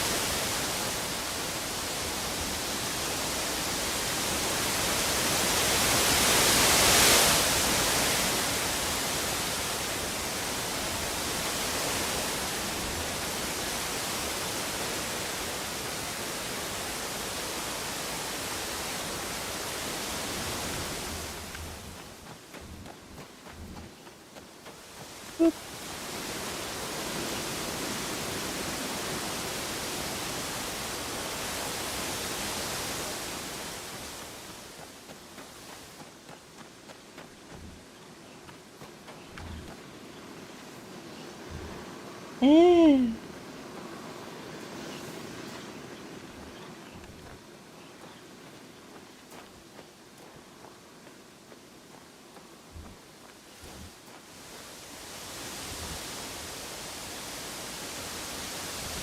Hello. Oh.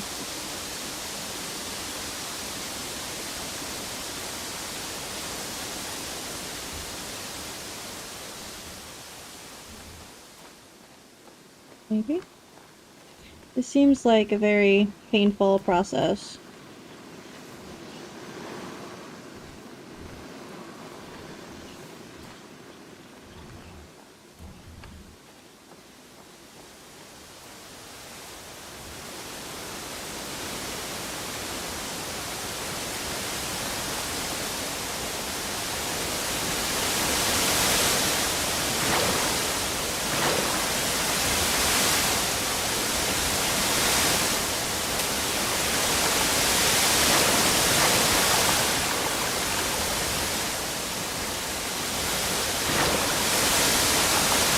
Maybe.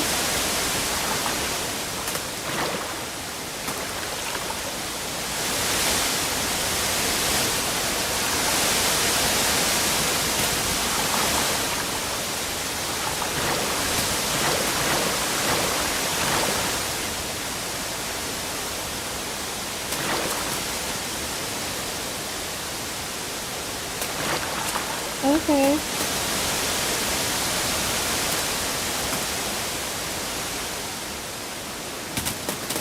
No.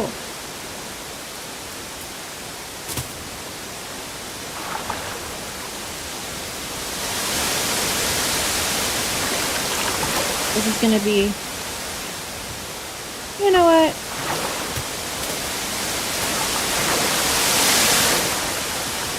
I'm just gonna call it there. I'll probably try and fight this off screen.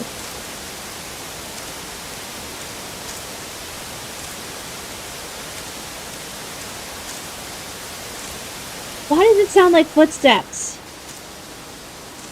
I hate that. Like, I keep running into one frustration after another.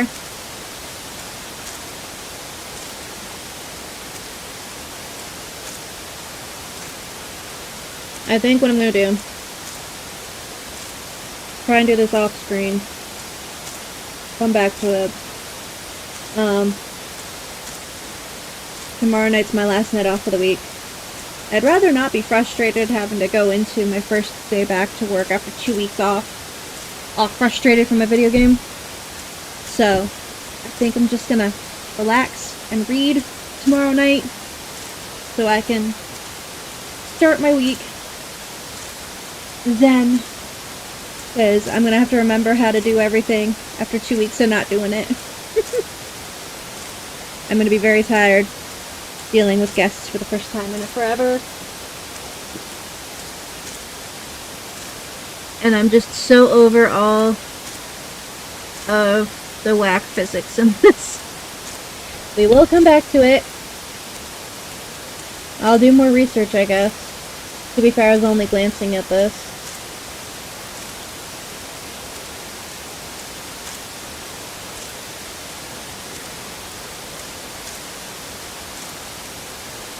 Because I don't know what it's talking about, and the lack of pictures isn't helping. But thank y'all for joining me once again. I'll see you. We'll plan on... Let's see, I work Wednesday through Tuesday. If not the 12th, the 13th. We'll see how I'm feeling, because I mean the 12th is my first night off. I might just be so stressed from a week of work, because it's wedding season. We got lots of people in the hotel. We're basically fully booked all the time. Whew. I needed out of that. But yeah, we are jam-packed full. There's probably going to be a lot of stressed out people, grumpy people. We'll see how I'm feeling. So if not that Tuesday, that Wednesday. For sure. And hopefully I can figure out my virtual camera problems. So thank you Appreciate you guys. I'll see you a little over a week.